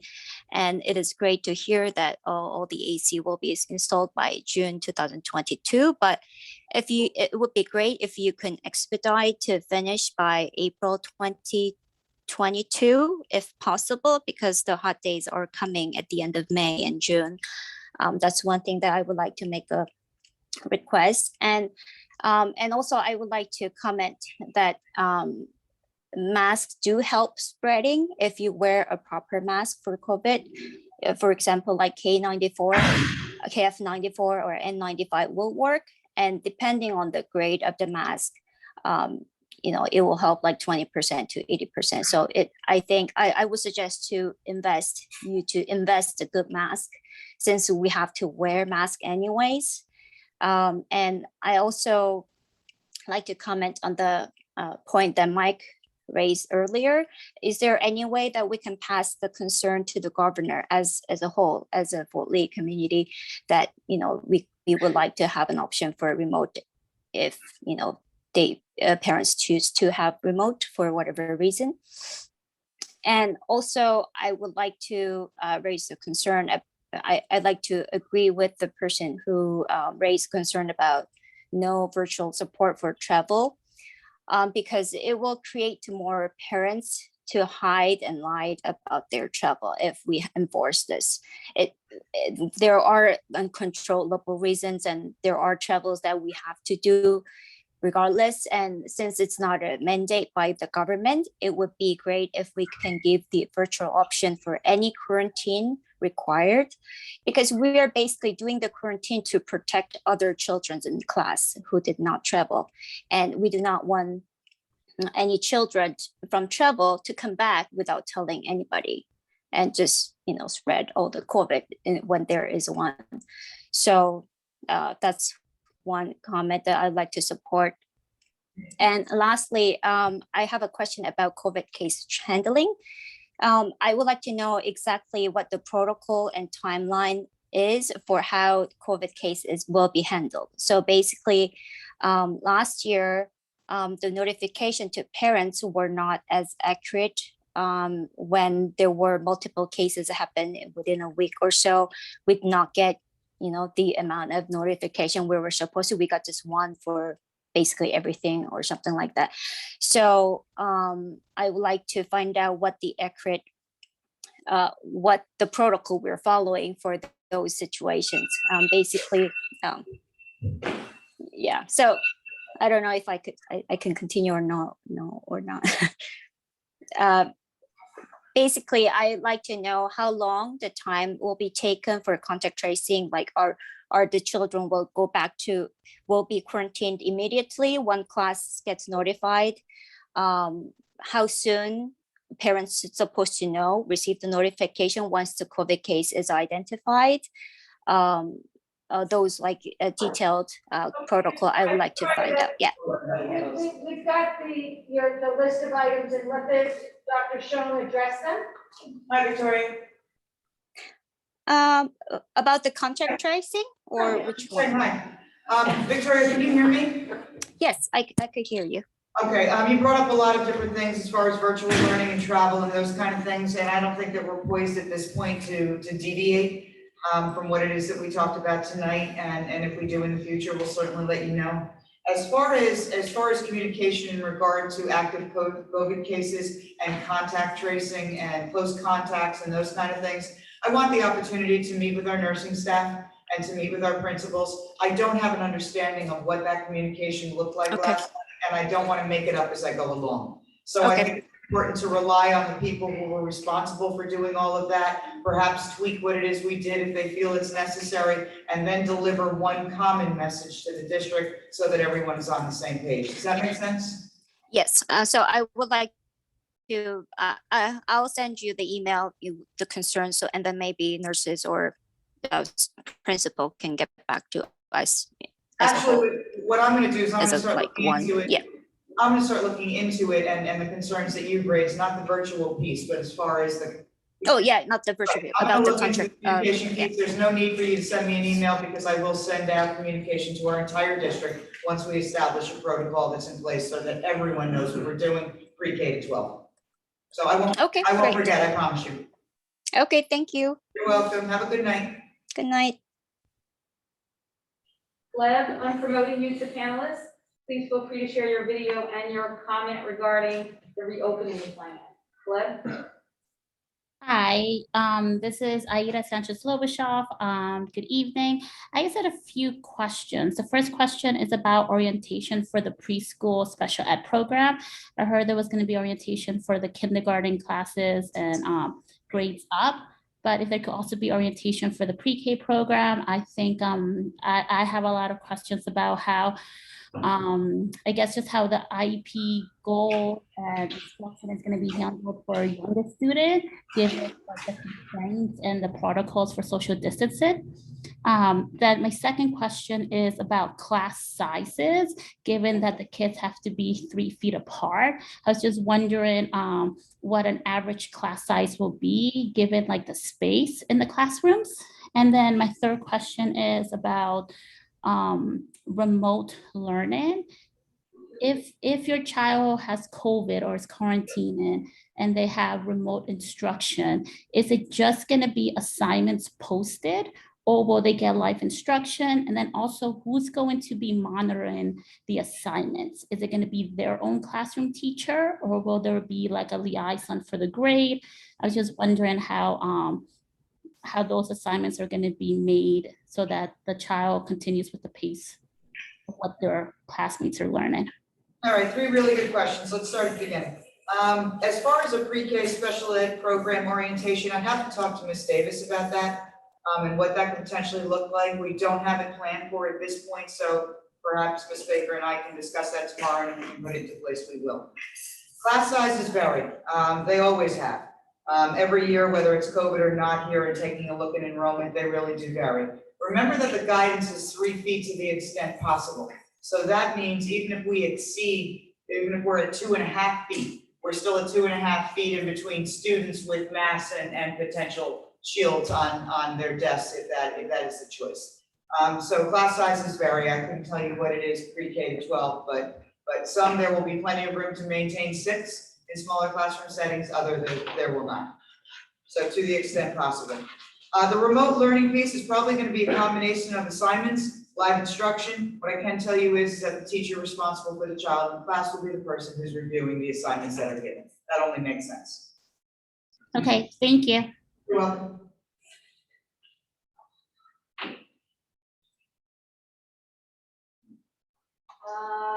Windra Patel, I'm promoting you to panelist. Please feel free to share your video and your comment regarding the reopening plan. Windra Patel. Yeah, I'm here. I'm sorry, it's my husband's account, but hi, we are from Linwood Avenue, Fort Lee. My daughter will be going into the kindergarten this year. we're very excited, and I really would like to appreciate about the presentation, the open back plans. Most of it really makes good sense. We are both scientists. We really appreciate the precautions and the steps that have been in place. But I would like to ask two questions. One is, what are the percentages of vaccination in the teachers and the staff population, the adults or who will be in the building? And the second question is, I would like to acknowledge here that COVID is airborne, and when we actually have children in a closed space eating together, that's the lunchtime, it does create a possibility of good amount of exposure, and having them 3 feet apart or something like that is not really going to be helpful when they're, or taking their masks off, because as you would remember that this is the precise reason why indoor dining was closed at the beginning of COVID last year. So and I did see that middle and high schools will have an opportunity to eat outside. So my question remains, would we be thinking about that for the younger kids? Because this is a really potential time for exposure, and if they are allowed to eat outside, I think that will really help for the purposes of exposure here. So those are two of my preliminary questions. All right, thank you very much. Can you just repeat the first one for me in regard to vaccination status? Yes, so what are the percentages of vaccination? I do not know the percentages of our staff in regard to vaccinations. Okay. And I can tell you too that a lot of districts do not. It's just not something that we're doing right now at this point. So I don't know the vaccination status. In regard to the fact that the virus is airborne, we do understand that. We're looking to not only seat our students in cafeterias, but in media centers and alternate classrooms. And part of the key with this virus, as you know, being a scientist, is airflow, right? And the ventilation in the classroom. So whether or not you subsidize that or supplement it with fans or open windows, having that airflow is vitally important. So we're going to do the best we can on our end. Having our younger students eat outside, it's really the area, the location, what are they going to sit on? We have more of those areas in place at a high school, middle school level is why we choose to go that route with older students. But we do understand what you're saying, and to the extent possible, we will separate our students as much as we can, even more so when they don't have their masks on. I totally understand what you're saying. Thank you so much. Thank you. How many other raised hands do we have? 6? Okay, so I think we're gonna, this will be it, because we really have to move on to some additional business. So we'll take these 6, but no additional. We'll have another public comment session after. Sarah, I'm promoting you to panelists. Please feel free to share your video and your comment regarding the reopening plan. Please state your name and address for the record. Sarah. Hello, my name is Sarah Nabi. My 2 boys are in the Fort Lee High School, and we live on Myrtle Avenue by School 3. Good evening, all of you. It's my first time joining. I know the masks are a mandate, but I was wondering, will it be a possibility, considering that the high schoolers, I feel like a lot of the kids are getting the vaccine, is it possible that when they're in class and they have the shield, that they can remove the mask and the teacher can remove the mask to better understand each other when they're speaking? Is that something that is a possibility, or that's something that could be done? It can really only be done when we receive guidance to do that, or with all of the reasons at the beginning of the presentation that I explained as to reasons children did not need to wear masks. Playing a musical instrument, excessive heat, being outdoors, eating, those kinds of things. But to take it off without having those, any one or more of those in place would be a violation of the governor's orders at this point. Okay, so there's no way, considering they're just sitting down, like if they're moving amongst classes, as soon as they leave the classroom, in the hallways, anywhere else, I feel like masks are a great, when they're in close quarters. But when they're sitting and there's really no movement and they have the shield, that's just not a possibility that one can take up with someone to just, while they're sitting down with the shield. Not at this point, unless one of those things that I mentioned for removal of masks are in place. Okay, all right. Just because, everyone knows that lip movement, mouth movement plays such an important role in trying to understand whether that, the kids lost a year and a half And I feel like not being able to know if another student is asking a question, it plays such a big role, not seeing the teacher's lip movement versus being able to see their mouth moves. But if I that's not, agree with you. I agree with you. I agree with you. But for me to say yes and to have it done on a voluntary basis throughout a classroom, when that isn't the guidance we've been being received, I would be deviating from what I need to do. all right, I appreciate it. Thank you very much. Thank you.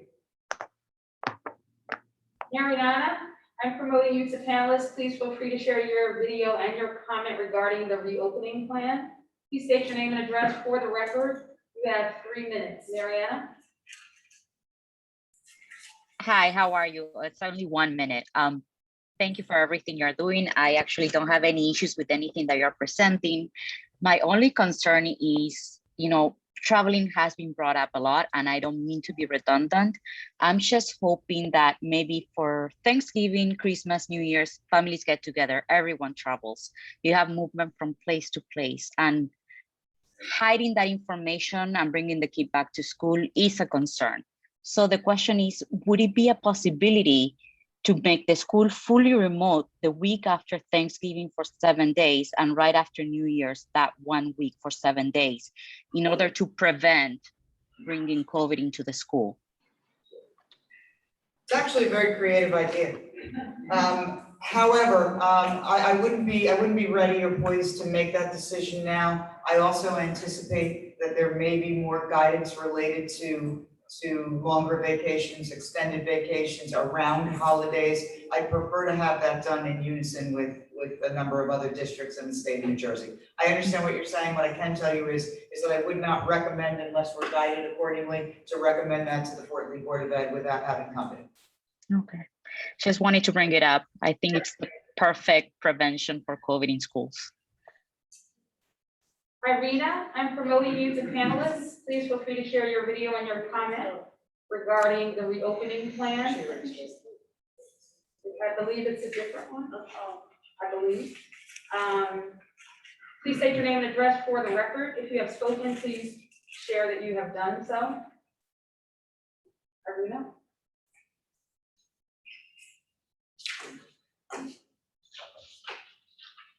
Irina, you have the floor. She's gone. Can you unmute? 996993. I'm promoting you to panelists. Please feel free to share your video and your comment regarding the reopening plan. Please state your name and address for the record. You have 3 minutes.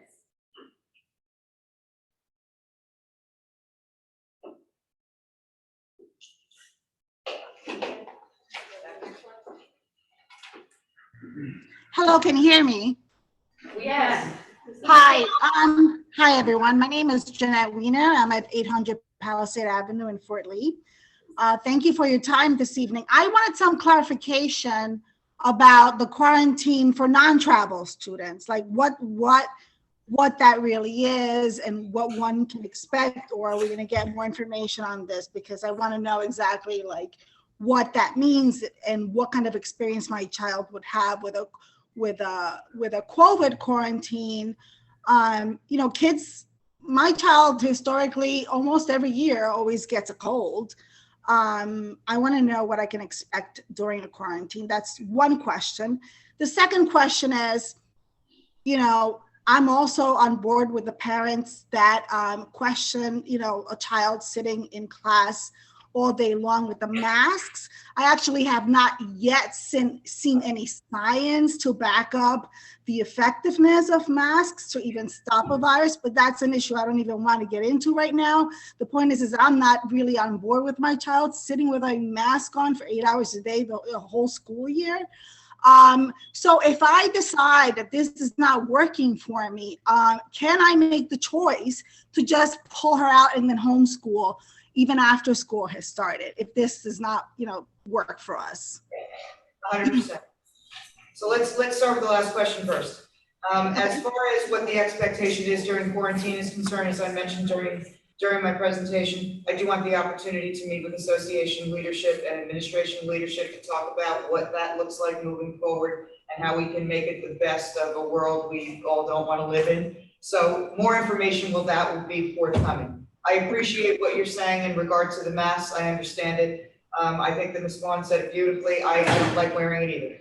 I don't. It's uncomfortable. I take it off not only to speak with you, but it gives me a break. So I totally understand it. However, right now it is the world we live in. So with that said, last question. Do you have the opportunity to homeschool your child even after the school year starts? The answer to that is yes.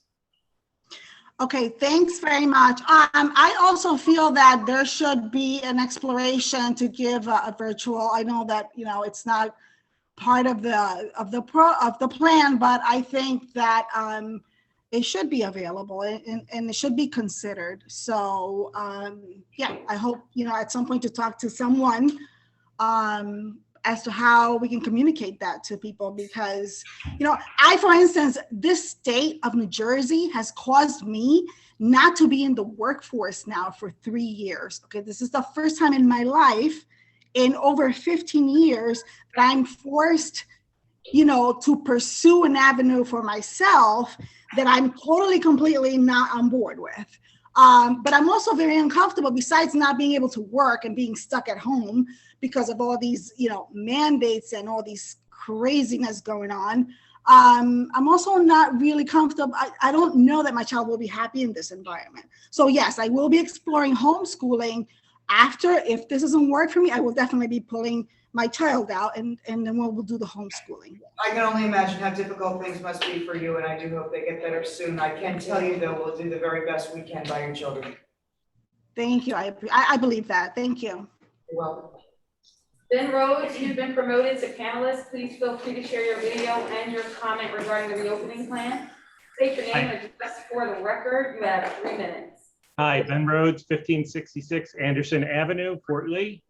I did not call to ask how many people are on the Zoom, but I would like to know since I'm here. We have 183 participants, and then we have 1 board member, which adds to it, who's also remote. Thank you, Paula. I noticed, I heard you talked about lunch, but I didn't see, will breakfast be offered, early drop off for people who want to pay for breakfast? I missed that part.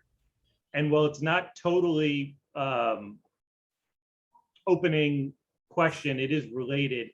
Are we going to have virtual snow days, or are we going to have snow days? That's a really good question. I want to have a September 9th first day, and then I'm going to work on snow days. Let's start with breakfast first. Breakfast will be offered for purchase K to 4, as it has been last year. Communication will be forthcoming. And as far as virtual snow days are concerned, I got to look into that. I really don't have an answer. I'm on the fence at this point. There are pros and cons to both. So okay. I'll just allow us to get through the beautiful part of fall until winter hits. You mean the 1 week of fall we have? You know what? You're absolutely right. Touche. Touche. Thank you very much. You guys are doing great. You. Okay, the 6th person is Juan Morales. I'm promoting you to panelist. Please feel free to share your video and your comment regarding the reopening plan. Please state your name and address for the record. You have 3 minutes. Juan?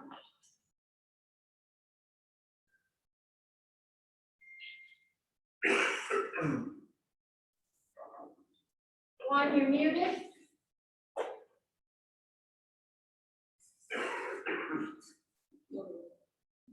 Juan, can you unmute yourself? Thank you. Hi, how you doing, guys? Good evening. Good evening. My name is Juan Morales. My daughter goes to school 3. We are 2185 North Central Road. I am a stationary engineer. I deal with HVAC.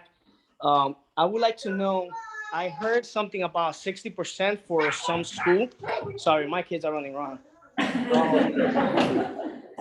So my little concern that I have is that 60%, is that due to the fact that there's some areas that don't have ventilation, or that the air, I don't know if you guys have, I'm assuming you guys have central air. So my question is it due to the fact that you don't have ventilation in those areas? I'm not sure if it's the lunchroom, classroom, gym. I'm assuming that those are the areas that you don't have no air in there, right? My name is Scott Bennell. I'm the supervisor of building and grounds. The buildings all have unit ventilators or heat in one form or another, and there is ventilation in all the buildings that we bring fresh air in. We do have air conditioning in certain areas of the building, and we're looking to install, as Dr. Schoen said before, air conditioning in the remaining sections. So it's not that we don't have ventilation, it's just that they're not air conditioning equipped yet. Okay, so that means your exhaust fan, they 100%, all your exhaust fan.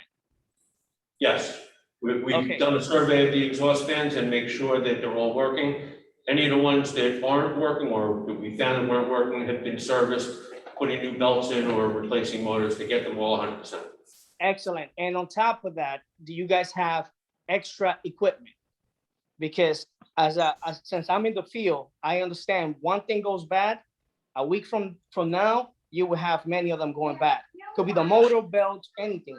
My whole concern is that airflow is very important, as everybody should know. So just want to know that you guys are well equipped, pretty much. Yes, a couple of years ago, we put replacement motors for all of our equipment. So we have an extra motor in stock for anything that breaks, so we can swap it out right away.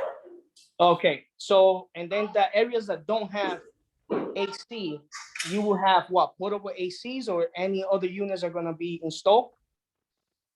We're in the process of a capital project, as Dr. Schoen said, installing air conditioning in the most all of the other areas. And we're planning to have it in place by the end of this school year. All right, I understand everything is so hard for everybody, for the teachers, for the principal, the staff. Just understand, parents, we have no choice. We're very scared. And we do anything for our kids. And, I don't want my kid in the school if this thing continues. But I also understand how things work. So, just keep up the good work. And parents, let's just hope that this year goes better. Thank you.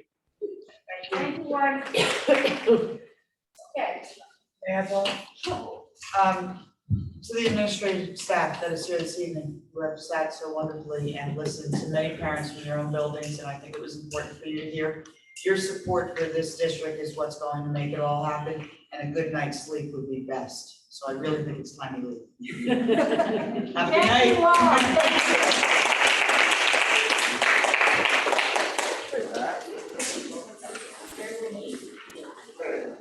Thank you, everyone.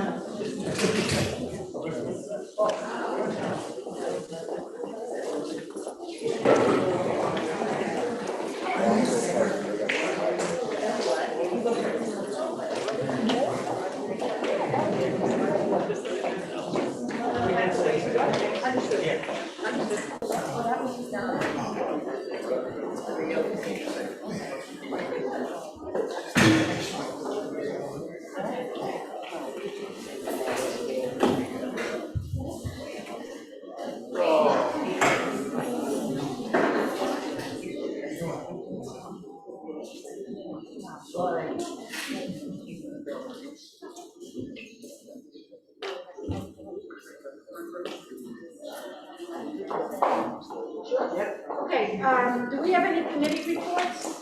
I do. Okay, go ahead, Julie. Okay, so the curriculum committee met on August 9th to discuss how the district will address the socio-emotional needs of its students and families, as well as the learning acceleration strategies that we will be implementing. Specific mental health and wellness curriculum, services, and programs that are planned for the upcoming school year were shared, which include the continuation of student wellness surveys K through 12, daily lessons for students covering a range of mental health and social emotional topics, and assemblies for all school buildings to promote positive self-talk, strategies that reduce anxiety, character and leadership development, etc. When discussing the learning acceleration, the START Strong assessment was discussed as one measure that will be used to determine how curriculum and instruction may need to be modified to meet the diverse needs of our students. It was also shared that the district will offer before and or after school learning acceleration programs based on student need. Our committee recommended that we also focus our efforts on providing more social emotional support services for our parents, and implement more instructional review in lessons, and consider opening our before and after school learning acceleration programs to all students. We are also in this process of planning additional support services for our parents and students. It's an ongoing process. Diane, I don't know if you had anything else to add, but I think that we're trying to cover all bases for the students and parents alike. No, she's giving 2 thumbs up to the report. Any other committee reports? May I have a motion to open the floor to the public? Motion, Rhonda. Second. Motion, Rhonda, second, Victor. All in favor? Aye. Any opposed?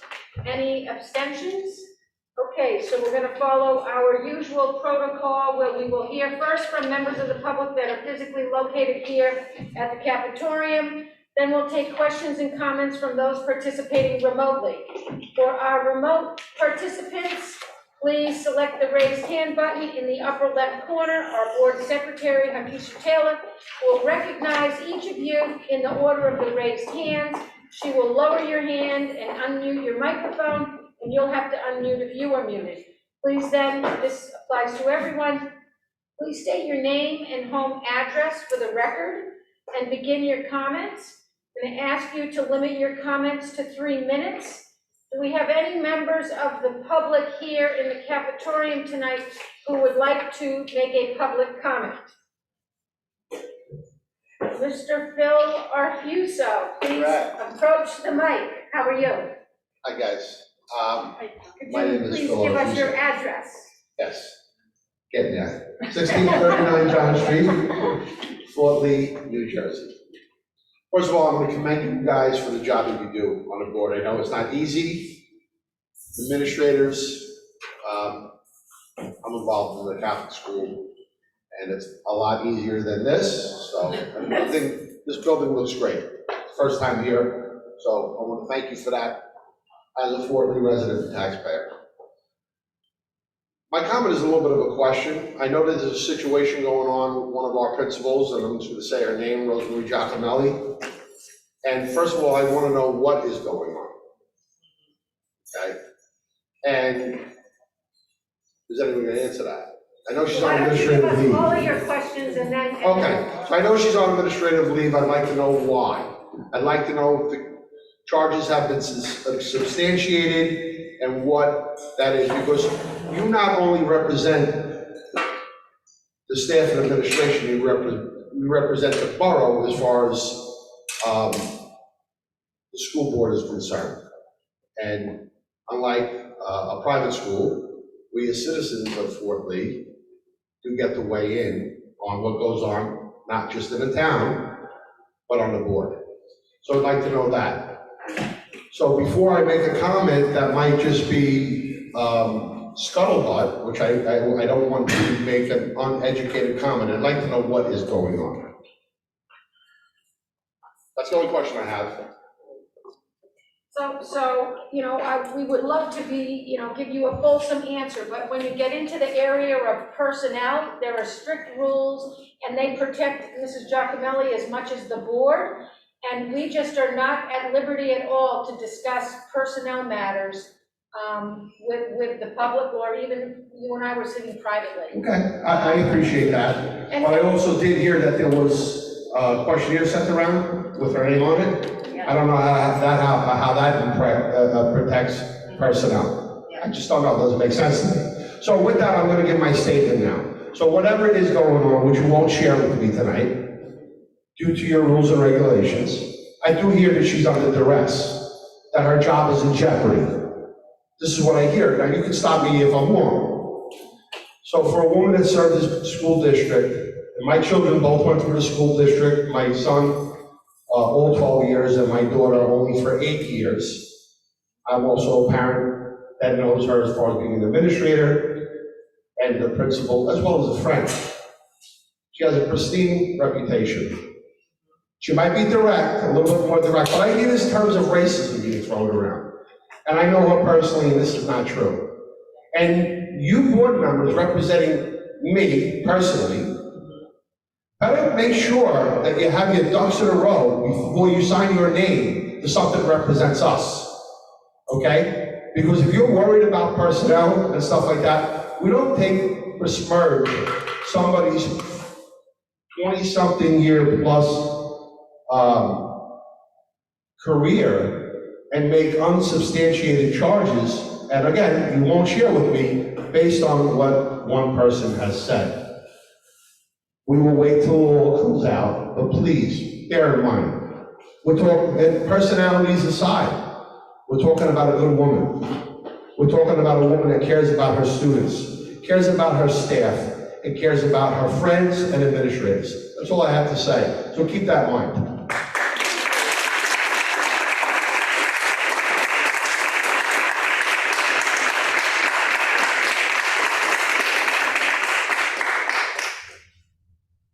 Anyone else present that would like to make a comment?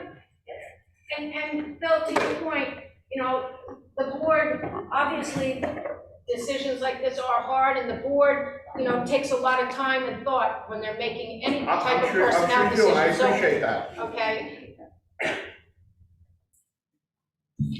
My name is Stephen Lewis. I am a parent of my daughter. She goes to school here, middle school. I live in Edgewater. I don't know if you want my address, but it's 210 River Road, Edgewater, New Jersey. I totally am on board with this gentleman right here, with what he just said. The question that I have is, we mentioned about welcome back to the room of champions. We talked about the Constitution, state mandates, and the, sanctions that will happen if you don't follow constitutional rules, correct? So when you make an accusation of someone that's unfounded, isn't that a violation of her constitutional rights? I'm not a lawyer, but I do believe that she's afforded some due process.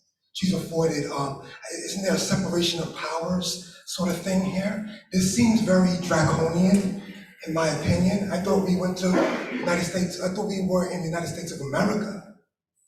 That's what I thought. I went to school my whole life, private schools. I haven't attended public schools. This is new for me.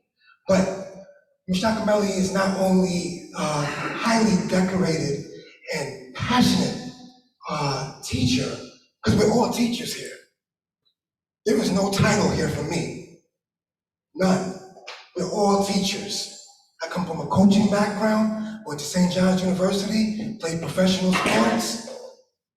I've faced racism, baseball player. I was the only black player, African American on the team for years. I still did what I had to do. Coach has been accused of racism. I never once accused a coach of racism. Al Sharpton, I'm pretty sure you guys have heard of him, was gonna represent me back in school. My dad said, play the game. Play the game, you play the game and you show them how to win. And that's what I did. I didn't make excuses about racism. You know, I didn't come from an environment of participation awards. No, you either won, you came in first, second, or third. And if you didn't win, you found a way to get better. Then in 2018, I come to Fort Lee. Well, I've been in Fort Lee longer than that. But I also have a business. I'm an entrepreneur. Fort Lee Fashion Week, that's mine. That was an idea of creating diversity. But when I realized what diversity is used selectively for different races.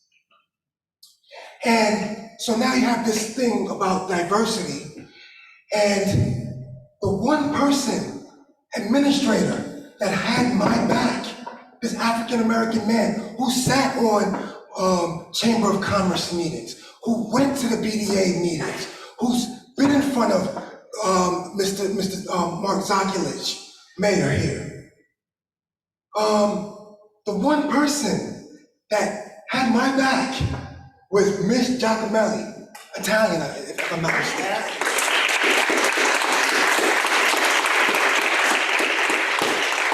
That's a baseball plate. That's a baseball plate. It has certain dimensions. You don't widen the plate. Strike zone, right? You guys seem to be widening the plate to entertain certain things that are unfounded. My last question to you is, well, you mentioned a lot about rules and about the Constitution and everything like that. Are you yourself, if you go through with what I believe you're gonna go through, are you now gonna be held accountable because you didn't follow your own oath that you signed? You signed an oath. You signed an oath, just like judges and police officers. You signed an oath. If I came after you for you not signing your oath, can we do that now? Because that's what I see is happening here. This is a witch hunt. She's an awesome person, awesome character, awesome coach, awesome mentor. I could still go back to that school, and my daughter's not even there anymore. I could still go back and see her open arms, the staff included. This is ridiculous. Get it right.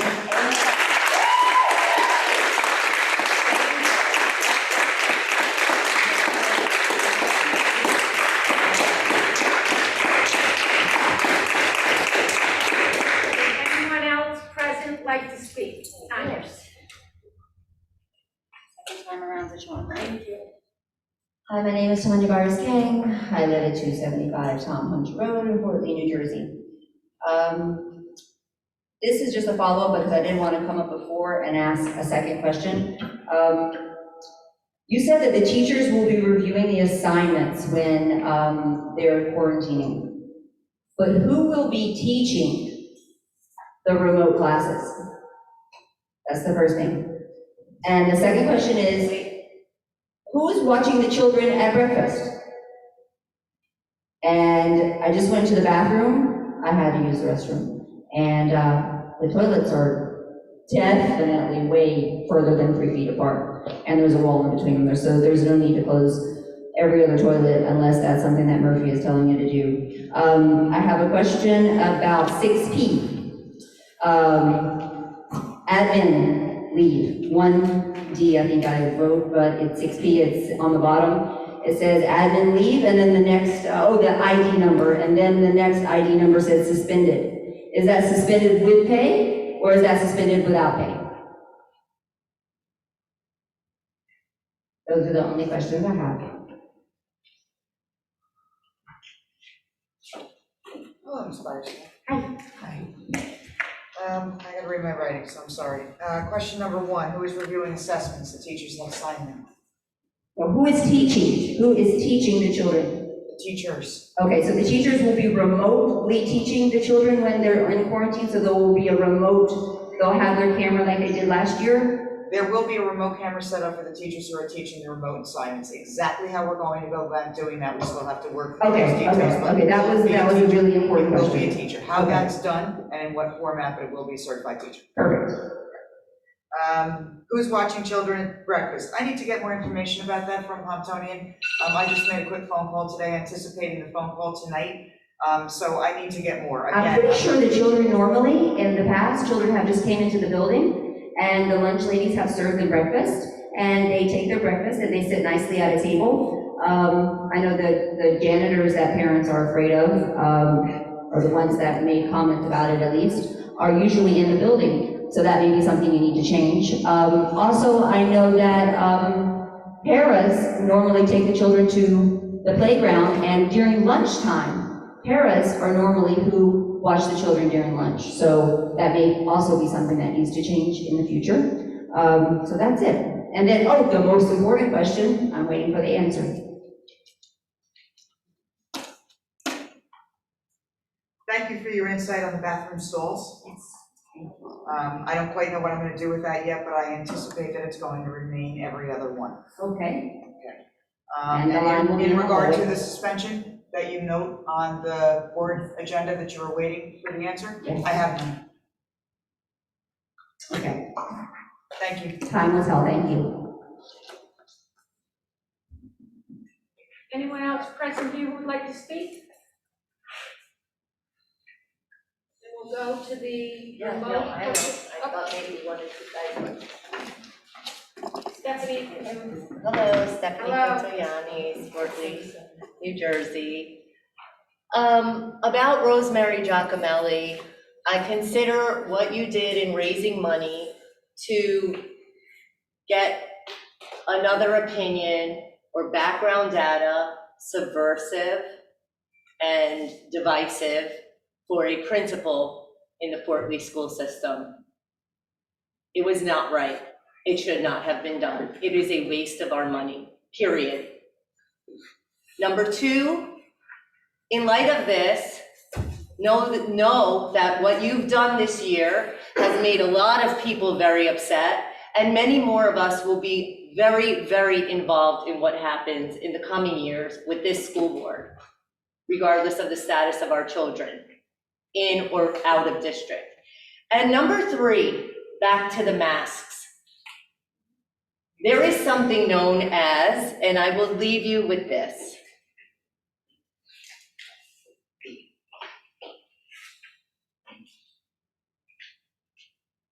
The Straits Times.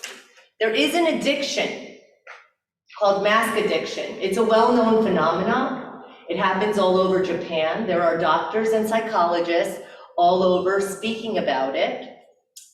And people become afraid of recognizing other people, environmental situations and interactions with people.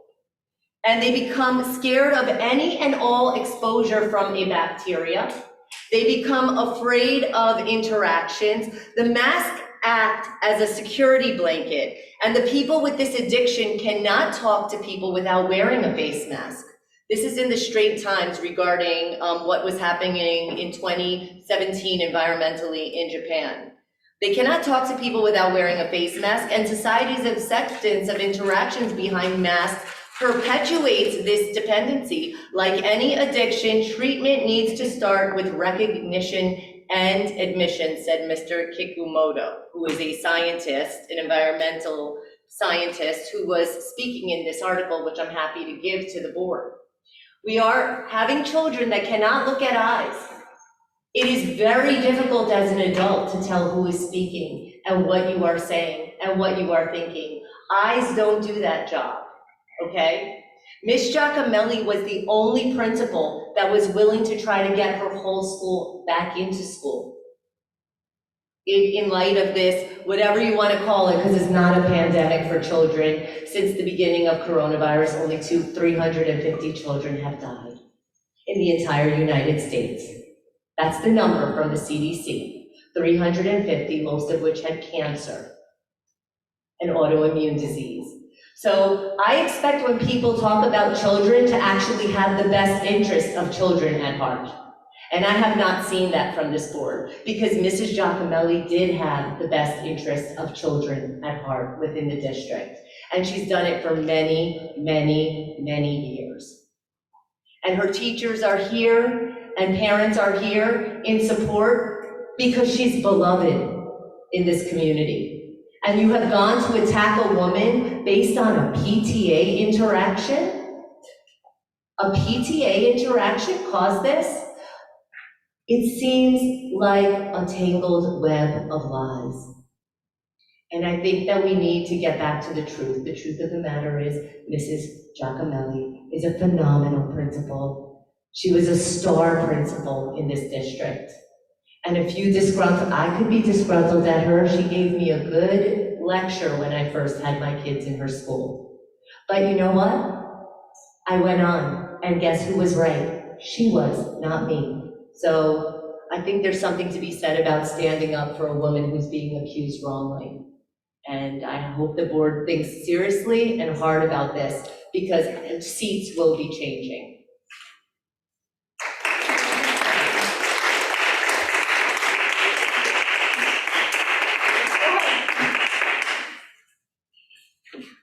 Hi, Ariel Mayer, 2077 Center Avenue.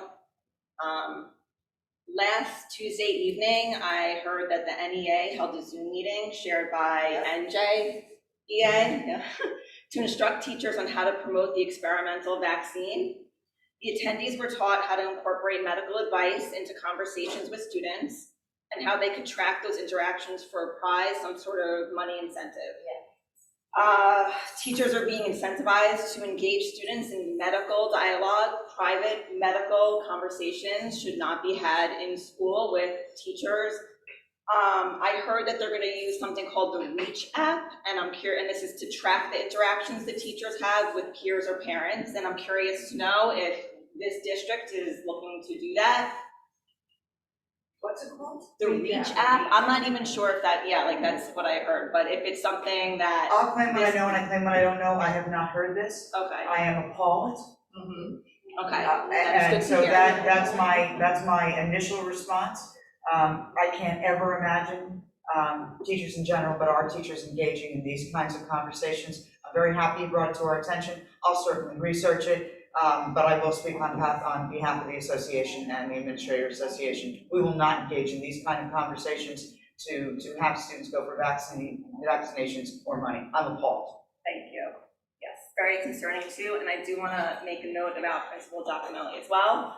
I agree. I don't find that she is a racist person. She can be tough. I have always been grateful that being one of the first schools off of the George Washington Bridge, that she is, if anyone, an intruder, anybody is outside, they see her as the front, not letting people in right away. She's always run like a tight ship, and she has the most caring staff and teachers who are like amazing, but I love having her at the helm, because I knew was always going to protect the children and then, always supportive of the staff. So I'm kind of upset to hear about all the things that have been happening with her. And she's just been like great to have and very supportive of a lot of people. So thanks for letting me share. Thank you. Last call for anyone present who would like to speak. We're going to go to our remote participants, okay? So do we have any raised hands? Yes, Lee Malone, I'm promoting you to panelists. Please feel free to share your video and your comment. Please state your name and address for the record. You have 3 minutes. Ms. Malone?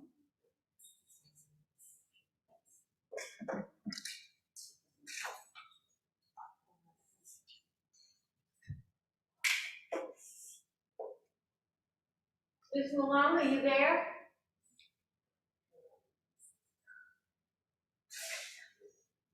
Before we move on, Ms. Byers-Ken, I stand corrected. I did not know that the resolution specifically said paid. It does. And what I didn't want to do is release information that wasn't there. I was doing the right thing by our employee. So I want to let you know it is specifically on the column, and I wanted to bring that to your attention. Go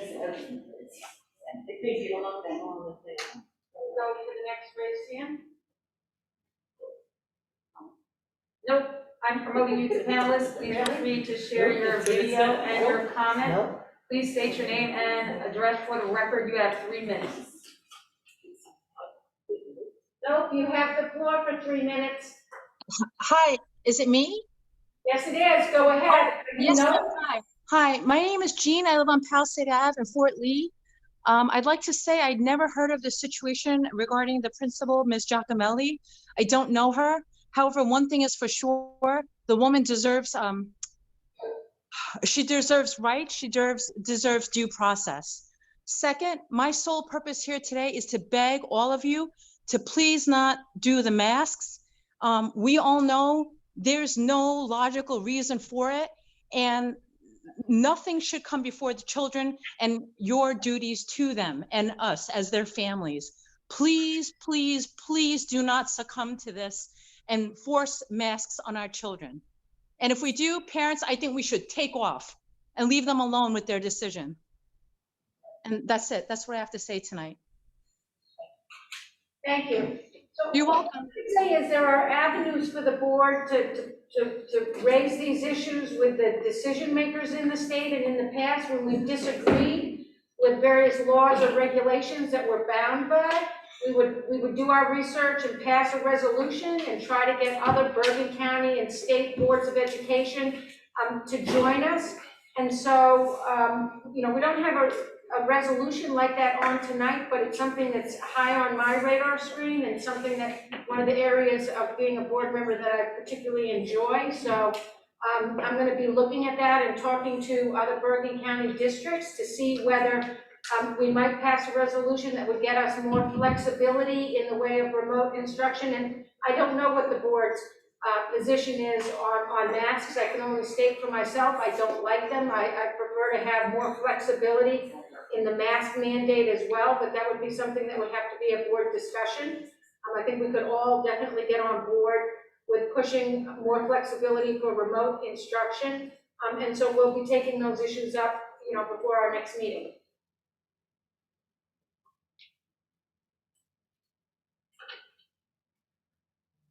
Christina Suh, I'm promoting you to panelist. Please feel free to share your video and your comment. Please state your name and address for the record. You have 3 minutes. Christina? Hi, my name is Christina Sa, and I'm the person who made the initial complaint about Mr. Giacomelli. I do want to address for all those people who came out and said the due process was not followed. These are false allegations, and that. What's her address? Christina, could you please state your address for the record? Sure, 141 Old Palisade Road in Fort Lee, New Jersey. But I no longer live there, but I do still have standing because I'm the one who filed the complaint.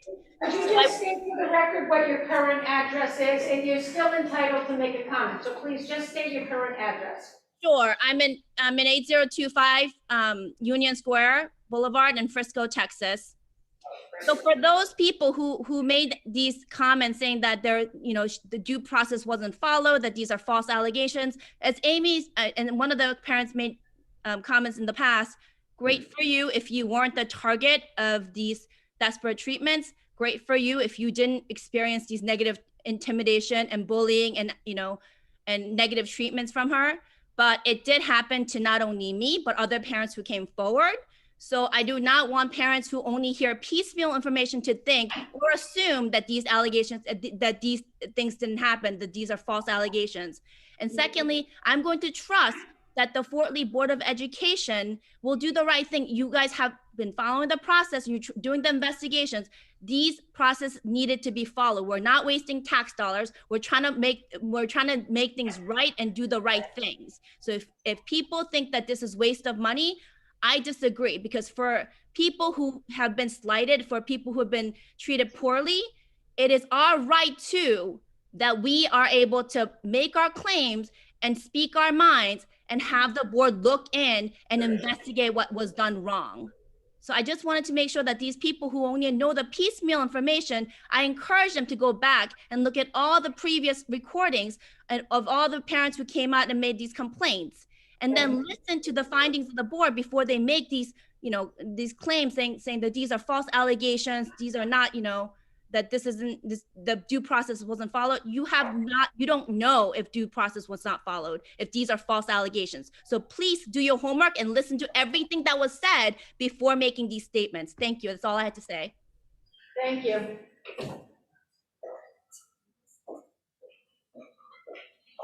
I see no more raised hands. Could I have a motion to close the large public? Motion, Morel, second, Richter, all in favor? We have one more. The speaker. So somebody here wants to talk.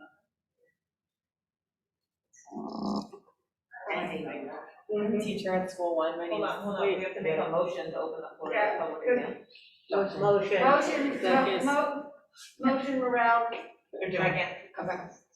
Second, Richter. All in favor? Aye. Any opposed? Any abstentions? Okay. Yes.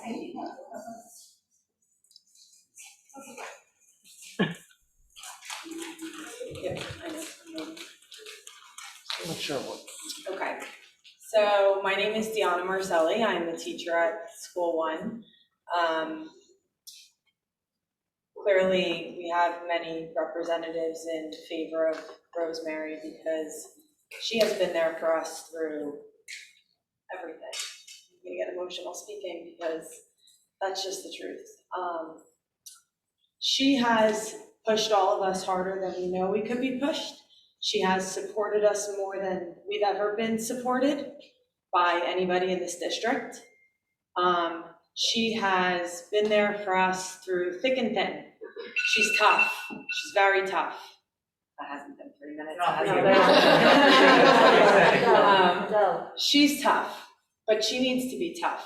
School One has the highest school ratings out of all of the elementary schools, middle school and high school. We've had the highest ratings for years, and it's because of the teachers, yes, but it's also because of Mrs. Rosemary Giacomelli. We would not be here without her. Our students would not be highly ranked without her. And everybody knows that she runs a tight ship, and she does not allow anything to get by her. So the reason School One is the best, the reason we are literally #1 is because of her. And it would be a disgrace to see her get suspended. And it would be a total disgrace to not have our principal guiding us through this school year, especially because she made it the best for us when it was the hardest year any of us have ever endured. For the children, for the staff, for the parents, for the board, for everybody. This was a tough year. 2020 to 2021 was an awful year, and I hope we can make this year better. But I can tell you right now, it's not going to be better without her. So I hope that as many allegations as were against her, there are ones that are for her. And I'm proud to say that I work for her. I will never back down on that statement. And we all know in our hearts that we are School One, and it is because of her. Thank you.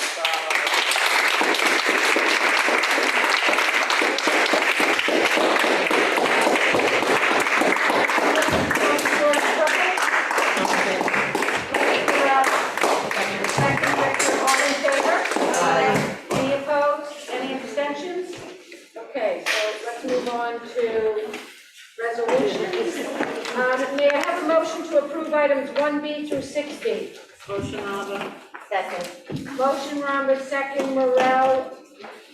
Roll call, please. Ms. Morel? Yes.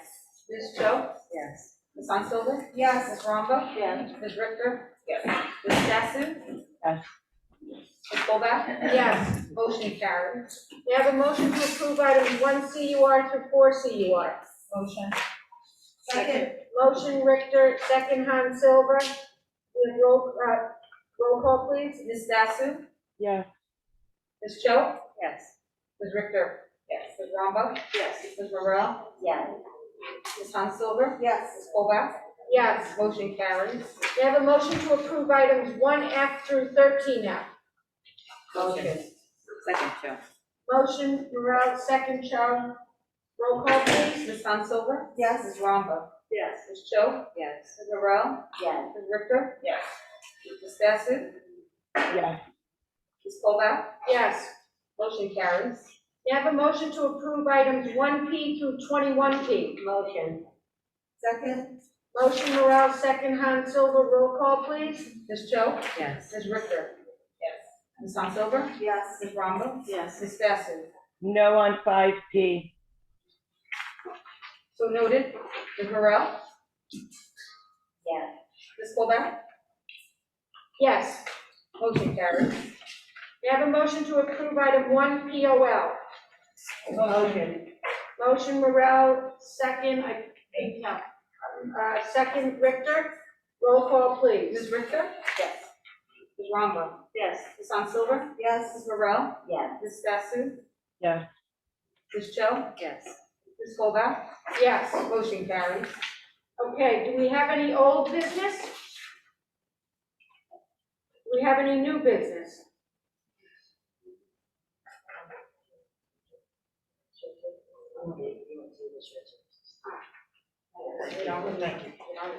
Yes, yes. You'll need to make a motion. Okay. Yes. So I had intended to make an announcement to table resolution 6F.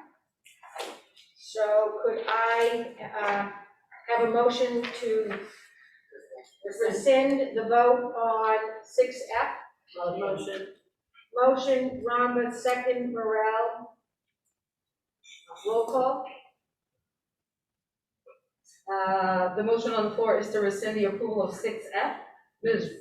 Rombo? Yes. Yes. Ms. Richter? Yes. Ms. Hansilver? Yes. Ms. Sassen? Yes. Ms. Morel? Yes. Ms. Cho? Yes. Ms. Colback? Yes. Motion carries. May I have a motion to table 6F? Motion.